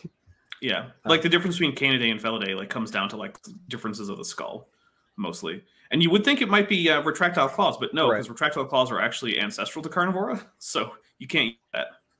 Yeah, foxes can do that, can't they? Can't they retract their claws? I don't know about foxes being able to, but I do know that it was lost several times independently in Carnivora. Like, it was lost by hyenas independently from dogs, and then cheetahs also then independently lost it among the felids. Gotcha. Basically, retractile claws are nice, but if you're spending all your time doing like pursuit hunting, it's not worth it. Right. Because it reduces your maximum speed and your stamina, because it actually takes energy to hold the claws retracted. Because what that is basically just taking the last digit on the finger and raising it up off the ground, and that actually takes like that's effort. Anyway, no, sorry. They are not retractable for foxes. My bad, folks. Yeah, I didn't think so, but like maybe there's something I didn't know about fox. So, so Carnivora includes your cats, your dogs, your bears, your weasels, your seals, all those guys. Those are all, of course, and I don't know if anyone's familiar with them, but like there are other cat relatives. I mean, everyone has heard of like meerkats and those guys, but there are also weirder things that most people aren't familiar with, like the fossa, which lives in Madagascar, and the binturong, and I was going to add that if you didn't. Oh well, there you go. And there are other like lesser known feliformes, but pandas. Hyenas are more closely related to cats than dogs. Fun fact. Yes, they look like dogs because of convergent evolution, but if you take a look at their skeletons and also their anal glands, just fun stuff there. They're much more similar to feliformes than they are to caniformes. Nice. So this pattern, this nested hierarchical pattern, is what we would expect under evolution. That's not to say you couldn't produce this under, say, intelligent design, but it is not an expected pattern under intelligent design. You could produce, in theory, any pattern or no pattern whatsoever under intelligent design. Fusa, sorry. My bad. Yeah, it's spelled fossa, but it's pronounced fusa. It's weird. My bad. But there is no reason to expect this pattern under intelligent design.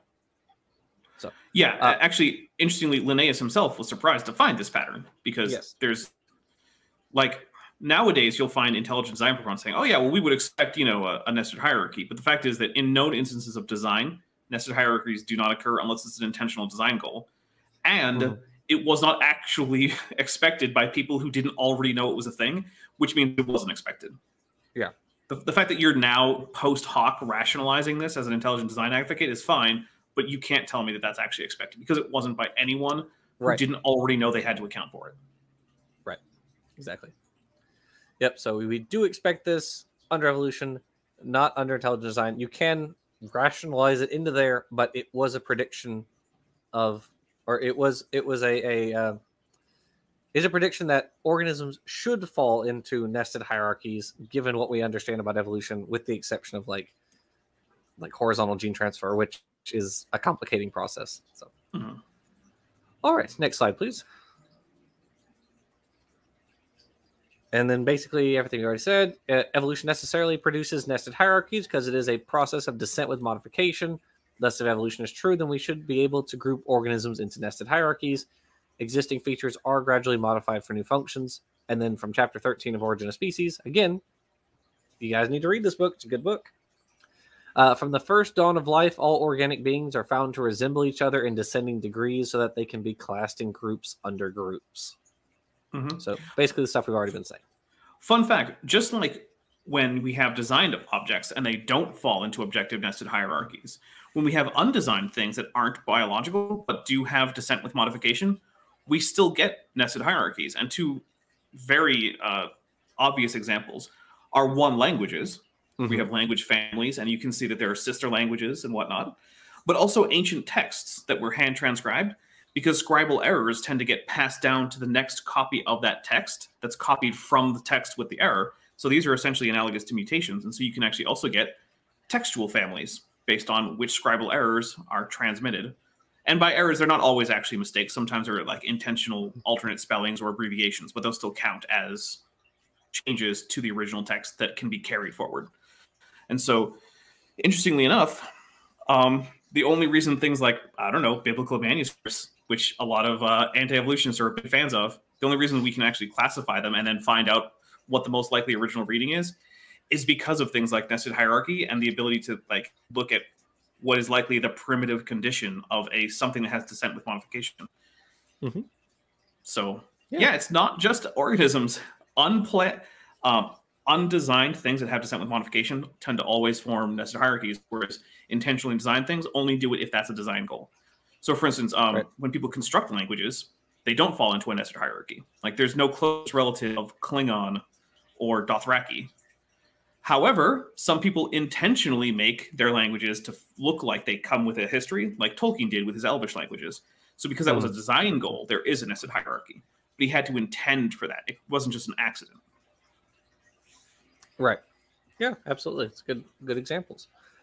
Oh, that's right. That's what I was thinking of. So the example that say anti-evolutionists tend to give with, well, this skateboard is never going to evolve into an airplane. Well, yeah, but these do not fall into nested hierarchies, and they also don't reproduce, which is kind of the foundational thing for evolution to occur.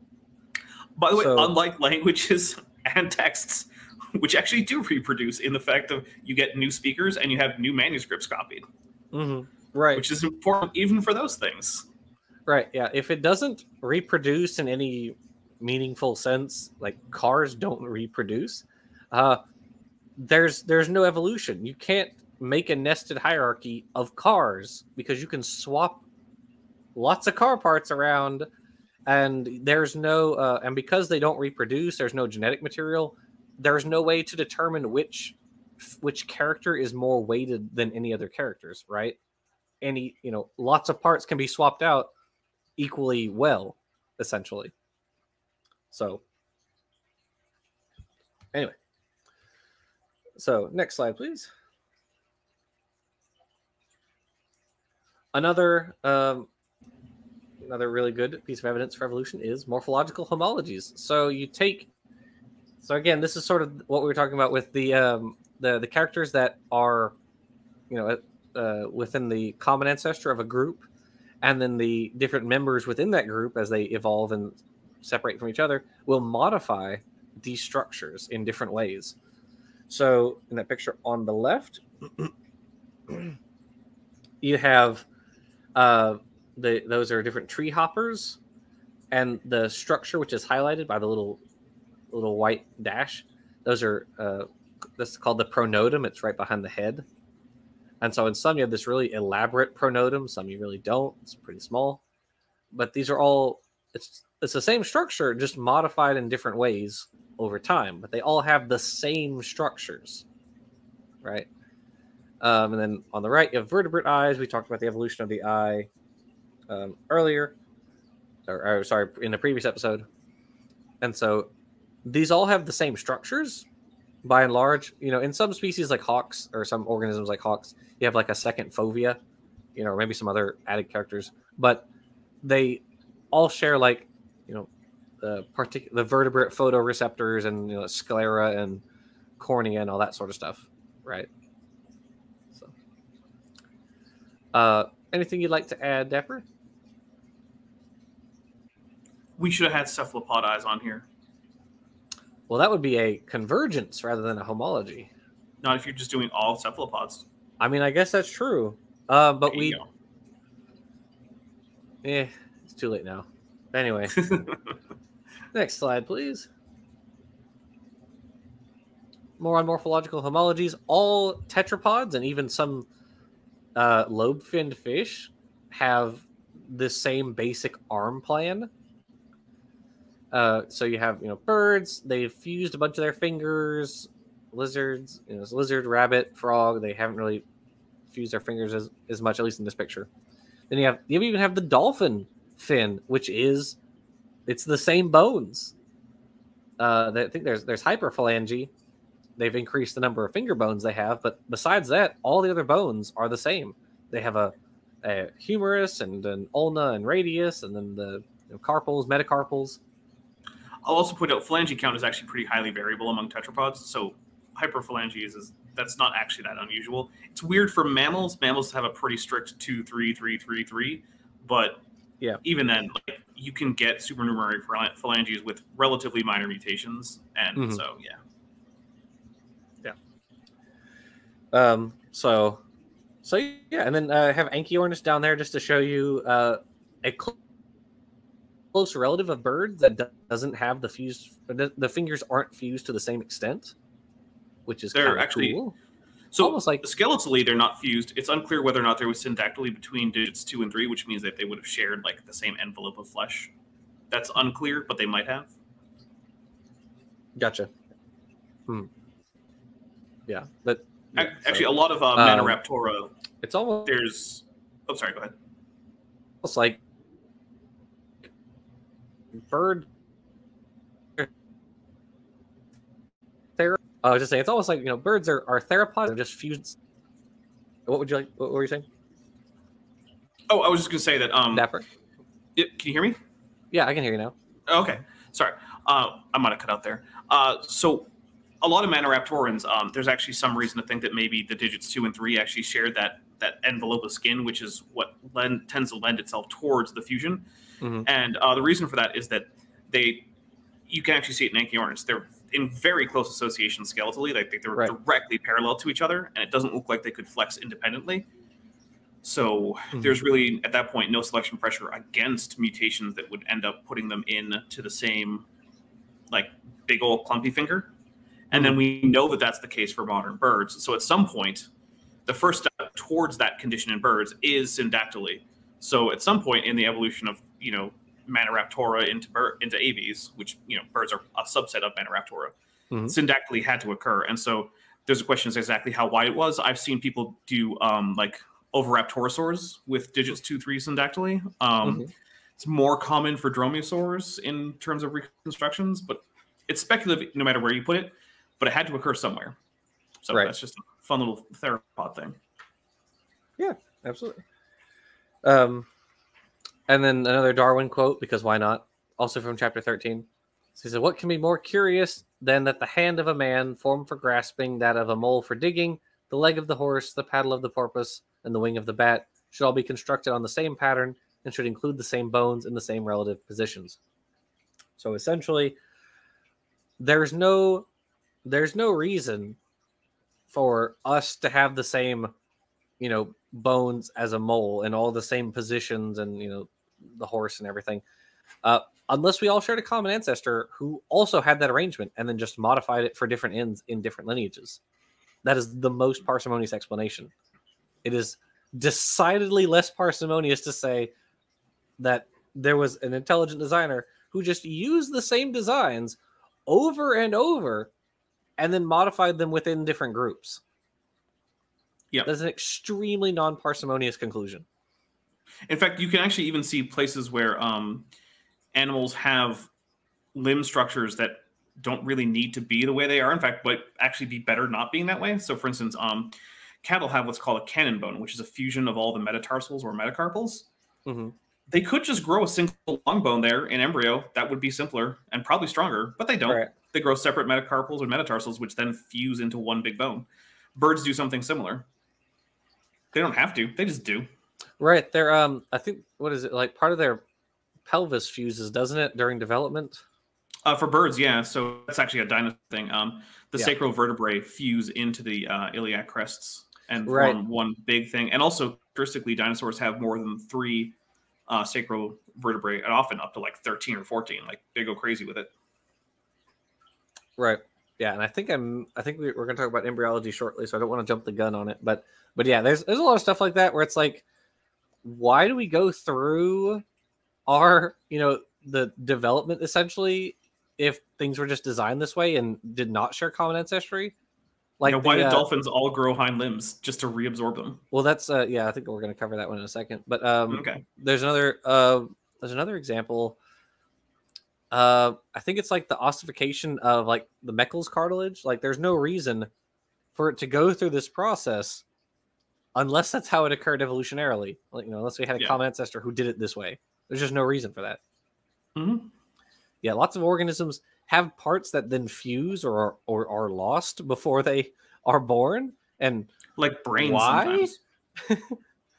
Yeah, like why? Yeah, why do tunicates need brains for part of their life cycle, but then not later? What's the point of having that in the first place? So, anyway, and I think we'll talk about that in a second. So, next slide, please. Vestigial structures. So as organisms adapt to their environments, sometimes certain structures can be reduced in size or in function, and typically, by contrast, this enlarges the function of another structure. So, for instance, vestigial means it has been reduced in size or function. It does not mean a structure is useless. Nor has it ever. Yeah.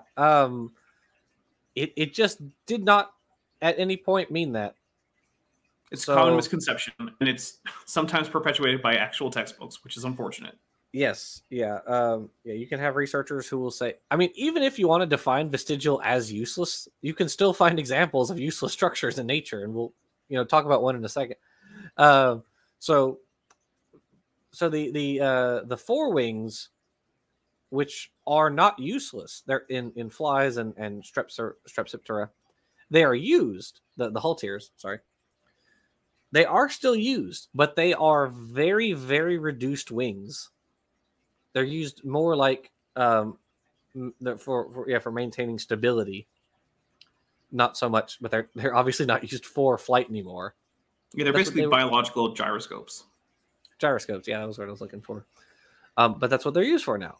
They lost that original function in flight because they are obviously wings, or were wings. They're in the same place. They're they come from the same tissue, all that sort of stuff. They're controlled by the same kind of muscles. Right, yeah, but they're just not used as wings anymore. So they are vestigial. They lost that original function. Also, Dipterans are the most deadly animals in the world to humans. Yep. Everybody loves mosquitoes. Yeah.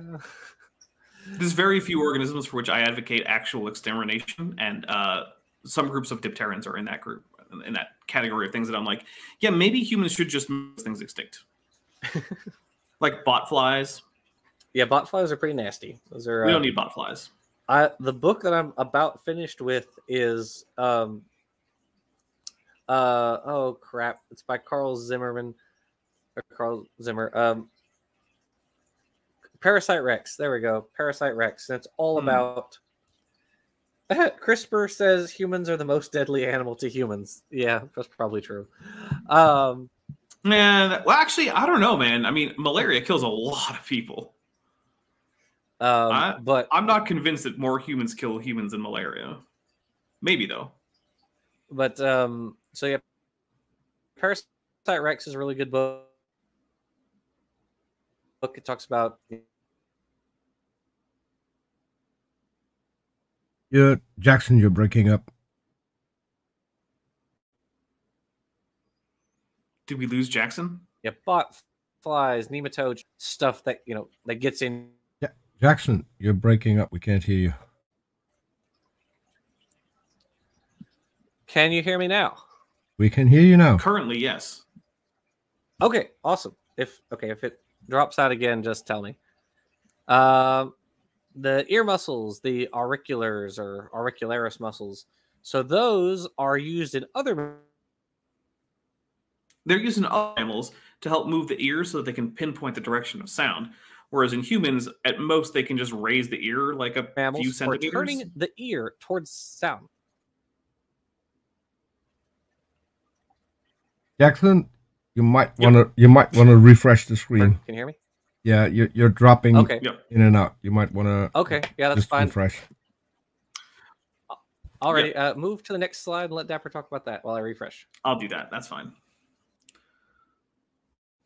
Okay, so atavistic structures are sort of like the inverse of vestigial structures. Vestigial structures are the remnants of ancestral structures that now have a reduced function, at least reduced at the original function. Vestigial structures are ancestral characteristics that are generally speaking lost in an organism, but which can reoccur. And this happens because basically the developmental pathways that would normally produce these in adults are still present, but they're usually just inactive during the embryological development. And so, for instance, on the left, we have polydactyly in horses. So horses, if you can see on the left, where you have 2 bones listed as 2 and 4, those are actually the metacarpals for digits 2 and 4. And these are called splints because they look like a splint that you would on someone's broken arm or leg or something, right? So these splint bones do not occur in all horses, but they actually occur in a fair portion of them. And they are metacarpals or metatarsals for digits 2 and 4, which generally don't actually form phalanges. But then in the middle picture and the one on the right, we have digit 2 reasserting itself as an actual present digit complete with a claw. That's very rare, but it does happen. Also, here we have hind limbs on a dolphin. So in embryo, all cetaceans grow hind limb buds, but generally speaking, they're absorbed back into the embryo before it even reaches, being formed. But in a handful of instances that have been documented, there were cetaceans that actually did have hind limbs. And so if horses were designed from the start to just have one hoof, then it seems unlikely that they would ever bother to get another one, because why would they even have the genes that would allow for the development of extra digits? Similarly for dolphins, if dolphins were just, separately arising from nothing else, no 4-legged ancestors, and they don't need hind legs, and they typically don't have them, why bother developing them? So this is further examples, because it seems unlikely if there weren't ancestral conditions for things like this that look like more broad or more basal conditions to reassert themselves in modern organisms. And Peter, could you move on to the next one? I'm not sure. Can you guys hear me again? Oh, I can hear you now. Okay, that was a very good job. Thank you. I agree. Next slide, please. Yep, more on the embryology. As Dapper just mentioned, whales develop, or cetaceans develop hind limb buds that recede. On the other side, on the right, you have tunicate. This is tunicate larvae, which have notochords during development, which they then lose. Again, why would they need that if they're just going to lose it? What's the point? Well, the point is they are descended from ancestors who also had a notochord and dorsal hollow nerve cord and a brain, in their development. Would you like to add that? Just that tunicates are valid unless they're free. That's it. That's all I got. Fair enough. Next slide, please. So we also share much broader development with other organisms. So in that picture on the right, we share pharyngeal arches, notochord, dorsal hollow nerve cord, and a post-anal tail during ontogeny with all other chordates, all of them, everything from elephants to birds, to reptiles, amphibians, fish, tunicates, lancelets. We share these characters with all of them at some point in our development. Again, no reason why that should be the case unless we all came from a common ancestor who also has that, or that set of characters. And then on the left, you have, so we're Deuterostomes. We develop our anus before our mouth embryonically. And we share that characteristic with all. Okay, we'll explain it, Mackenzie Brown. So the Deuterostomes, Deutero means second, and stome means mouth. That means the mouth forms second. The anus forms first. Because when you're when you are a gastrula, the first or the digestive, or sorry, when you're a blastula, the blastopore becomes the anus. The first opening of your digestive tract becomes the anus. Whereas in protostomes, the blastopore becomes the mouth. And so you develop your mouth first. Proto, first, stome, mouth. So deuterostomes, that includes us. So all vertebrates, all chordates, plus echinoderms and hemichordates. So echinoderms are starfish, sea cucumbers, crinoids, urchins. sea urchins, all those guys are echinoderms. And then hemichordates are the acorn worms and graptolites, things we don't tend to. You've probably never even heard of them. But they're most people probably haven't. Graptolites are another a really cool index fossil. They're used to date different layers of rock, like phytoplankton. So really cool guys. Highly recommend checking them out. And then protostomes are pretty much all other bilaterally symmetrical animals. Yeah, insects, with like mollusks. the sole exception of xenocoelomorphs. Yeah, it's like insects, mollusks, brachiopods. Brachiopods. I mean, like, let's see, velvet worms, like almost everything that you can think of. Arachnids, all arthropods, basically. Yeah, the vast majority of bilaterally symmetrical animals are protostomes. Yep. Deuterostomes just a weird little side shoot. But they're the biggest animals, so take that. That's true. We are the biggest. So again, only makes sense, or that makes the most sense. It is most parsimonious to conclude that these guys shared a common ancestor who also had that developmental program, rather than it was independently bestowed on all of them for some reason.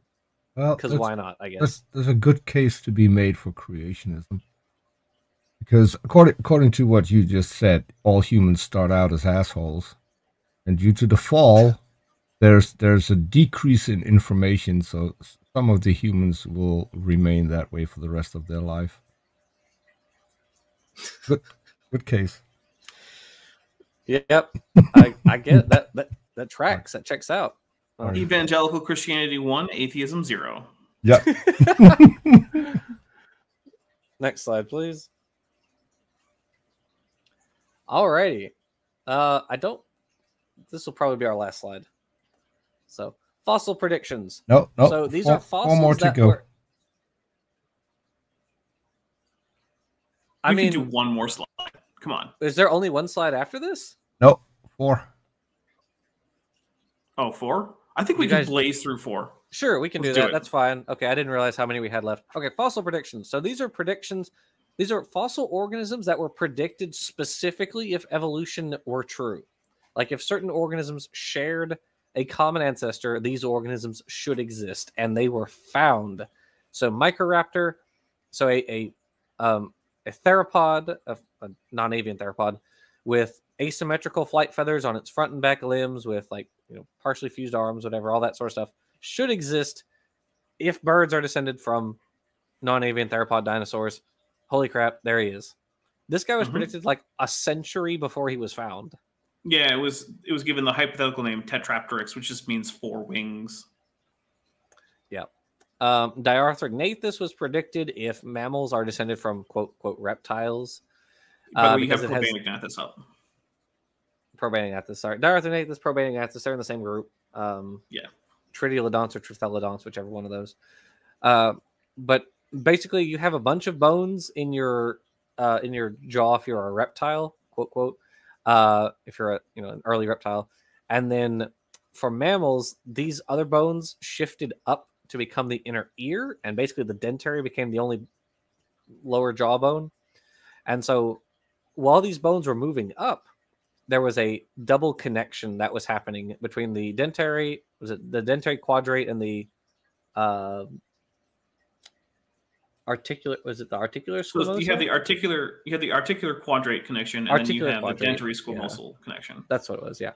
And so, so this happened as a result of these bones moving upward. And again, there are no living organisms that span this gap. There are no living Probanignathids. So only if evolution is true, and these guys, and we share a common ancestor with reptiles, should this guy exist or have existed. And would you look at that? There he is. Sphica myrma is basically like an ant wasp predicted in the Cretaceous. It was predicted to have existed in the Cretaceous based on the diversity of Eocene ants, if I remember correctly. And E.O. Wilson and colleagues found it in Cretaceous amber, just like they expected they would. Weird. And then, of course, Tiktaalik. I think, have we talked about Tiktaalik in this series? I feel like we have, but I'm not sure. But basically, there was the idea that, well, if we wanted to find the transition between sort of basal, well, relatively basal, stegocephalian lobe-finned fish and tetrapods, you got to look at a certain period of time in swampy areas. And so an area that had an outcropping of the right time and the right environment was selected in far northern Canada, where no human should ever go, where I certainly will never go. But they did go there, as insane as that might be. And after years of digging, they did in fact find an organism that matched this description. Yep. And it has limb-like fins, and it has a head like, but not quite identical to early amphibian grade tetrapods. And it also has the beginnings of a neck where the pectoral girdle is separated from the cranium, because in most vertebrates, the cranium and the pectoral girdle are the same complex of bone, whereas in tetrapods, they're separated. Yep. Next slide, please.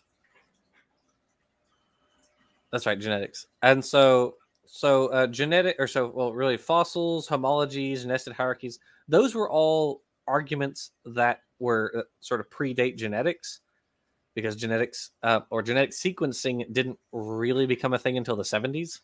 And, and then sort of got going in high gear starting in like the 80s, basically.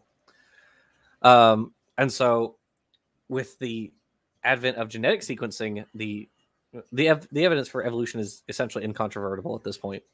It'd be very, very, very difficult to explain the morphological and the fossil and the genetic data in terms of some non-evolutionary process for organisms. It would be very difficult. The only option is intentional deception at this point. Basically, if something designed life to look like this, it was intentionally trying to deceive us into thinking that evolution had occurred. Right. Yeah. There really is no other way to explain that.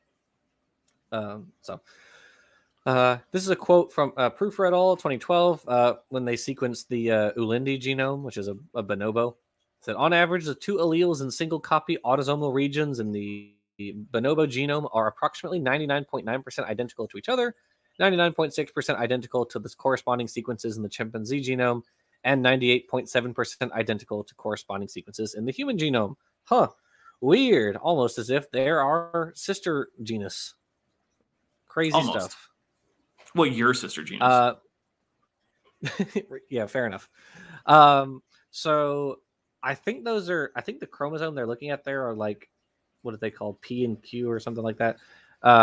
It's chromosome 2, essentially, because you have 2 for the others, for chimps, gorillas, and orangutans, who all have 24 pairs of chromosomes, whereas we only have 23. And the reason is a pair smashed into each other and fused end to end. Their telomeres fused with each other. And so now we have this really long chromosome, which is actually 2 chromosomes smashed together. Complete with 2 centromeres, 3 telomere sections, including the telomere section that has a telomere-specific gene that is occasionally expressed, but just doesn't do anything. It's smack in the middle of human chromosome 2. Yep, there's, again, intentional deception is the only way to explain that otherwise. Basically, yeah. There really is no other option at this point. Next slide, please. Okay, so this is where we're talking about endogenous retroviruses, which are really cool. So I don't have the actual structure of the virus up here. I apologize. But endogenous retroviruses essentially have 3 genes. So they have these long terminal repeats on either side, which are basically like repeat adenine or A and T rich. Or is it A and T or A and I think maybe it's A and G. A and G rich regions on like either side. Then you have essentially 3 genes, which are called GAG, POL, and INV, which code for different proteins, which help the ERV get transcribed and then put back into the genome in a new place, or recopied, etc. And so we have these ERVs. Well, there are all types of these, and some just in humans. I think we lost Jim. So I'll step in here while Jackson is Like ERV 1,000 years old. But can you hear me again? Yes, we can now. I do apologize for that. You want me to take this one while you try to get back? Go ahead. I'll redo it. Go ahead. Okay, so these ERVs, like Jackson said, are identifiable by the structure of the genome. And so the idea is that an ERV starts out as a virus, which will then insert its genome into the genome of another organism. When that organism starts to transcribe its genome for making proteins, then the viral section will then be transcribed, and it will start to form new viral particles in the cell. However, sometimes these things get into the cell and then they're inactivated in certain ways. Maybe there's a mutation so that they don't actually they're not actually expressed, or the various organisms have methods to isolate viral genomes that are mutations and try to prevent them from reproducing. If these infections enter the germline, which is how you're going to get gametes, they can be passed down because it's now part of the genome of that cell. And so there are ERVs, or elements derived from ERVs, that are common to successively smaller groups. So for instance, there's an ERV that is common to all mammals. Then there are some that are common to just monkeys. Then there are some that are common to just old world monkeys. Then there are some that are common to just apes, then just chimpanzees and humans, then just humans. And so because any given retrovirus is extremely unlikely to attack the same exact spot in the genome of two different organisms it infects, or even in just two cells that infects in the same organism, when you find these in the same place consistently across an entire taxon, it becomes virtually impossible to explain that without the idea that that taxon has a single common ancestor that was actually infected with this virus, which then reached fixity in the population. So the very fact that we have this nested hierarchy of just these essentially genetic parasites is extremely high evidence, extremely strong evidence for common ancestry among these groups that share these ERVs. Jackson, are we back? Yes, I'm back. That's a Okay. very good explanation. Thank you. Other parts of the so only about like 15% at max of our genome is actually involved in either making proteins or regulating the function of other genes, at least is what it seems like, which is a ridiculously small portion. And part of the reason is it turns out most of our genome are these or what are called retro elements, and so basically they're pieces of our genome that get like copied and then duplicated. You know, they get copied, pasted over and over and over. And as a result, we have just copy after copy after copy of these different retro elements, like ALUs, for instance. 11% of our genome is just these repeats called ALUs, which are in all primates. Actually, I think they're in all Urchins, so rodents, rabbits, and tree shrews, colugos, and primates. We just have these sequences, and they're like partial ERVs, if I remember correctly. But why do we need these things clogging up our genome if they're not really doing anything? And in fact, it turns out a lot of them are associated with different diseases, different types of like cancers and stuff. So that's fun. That's not to say all ERVs or all retro elements in totality don't do anything. Actually, some of them have been refitted for new purposes, but that's also not what the argument for evolution is. The argument is these unique inserts have a very, very low probability of being independently inserted into the same region of the genome. And so the fact that they are there in the same region for different species is indicative of common ancestry. That's the point. Has nothing to do with whether or not they're functional. And by indicative that. Of common ancestry, we mean like one of the strongest results that I've ever seen in an actual statistical analysis is indicating things like common ancestry given things like this. You're getting things like chances of the null hypothesis, separate ancestry, being true of something like 1 times 10 to the negative 119. Yeah, something like that. It's bonkers. Which is, it's so close to zero that I've never seen statistical results like this in anything. It's absurd. Right. Yeah, absolutely. Next slide, please. That's right, paleogenomics. So we can also take these concepts of like generating phylogenies with genetics, and as it happens, some fossils are recent enough we can get genetic or proteomic data off of them and actually generate phylogenies. And turns out these organisms fit near other organisms. They're not just totally wacky separate creations or something like that. They fit within a nested hierarchy. Wouldn't you know? Wouldn't you know? So like Toxodon is that guy in the middle on the left side. Sorry, is it the guy on the top on the left side? Then Macrochenia, and then I think that's Paleoricteropus, which was like a weird Afrothere that was found in Madagascar, and it wasn't known what it was until the proteomic data came out. And it's also been done with like Glyptodons, which are armadillo relatives. I think Smilodon. And Dons are like armadillos trying to be ankylosaurs. Yeah, and like a few other guys. I think it's happened for some elephants and a couple human species, a couple ancient human species. So we're getting more and more and more data. This is a field that's only come into existence within like the past 20 years. This is a very new field. So, which is really cool. It is really cool. Anything you want to add?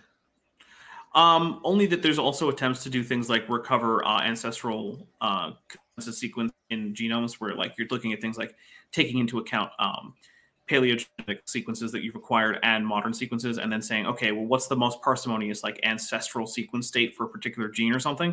Mm-hmm. So there are even attempts to reconstruct the original version of a genome, sort of like the people reconstruct the ancestor languages of language families, like Proto-Indo-European.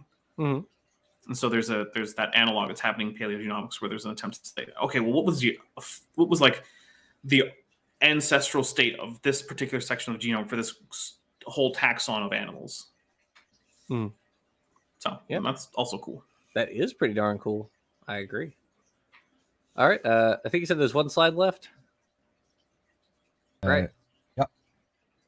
Last one. Okay, what's the? Oh yeah, I remember this one. Okay.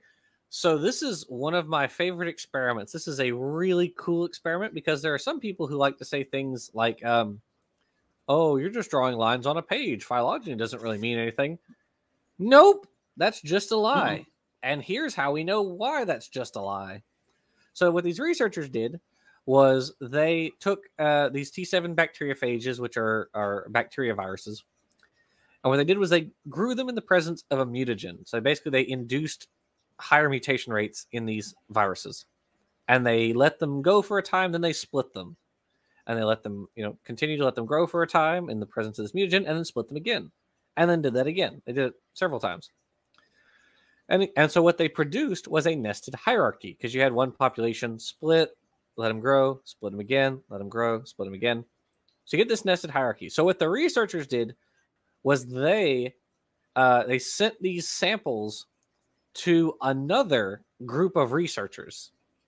They didn't tell the researchers which group each of the virus samples was from. And they had the researchers sequence the endonuclease gene for each of the groups, each of the virus populations.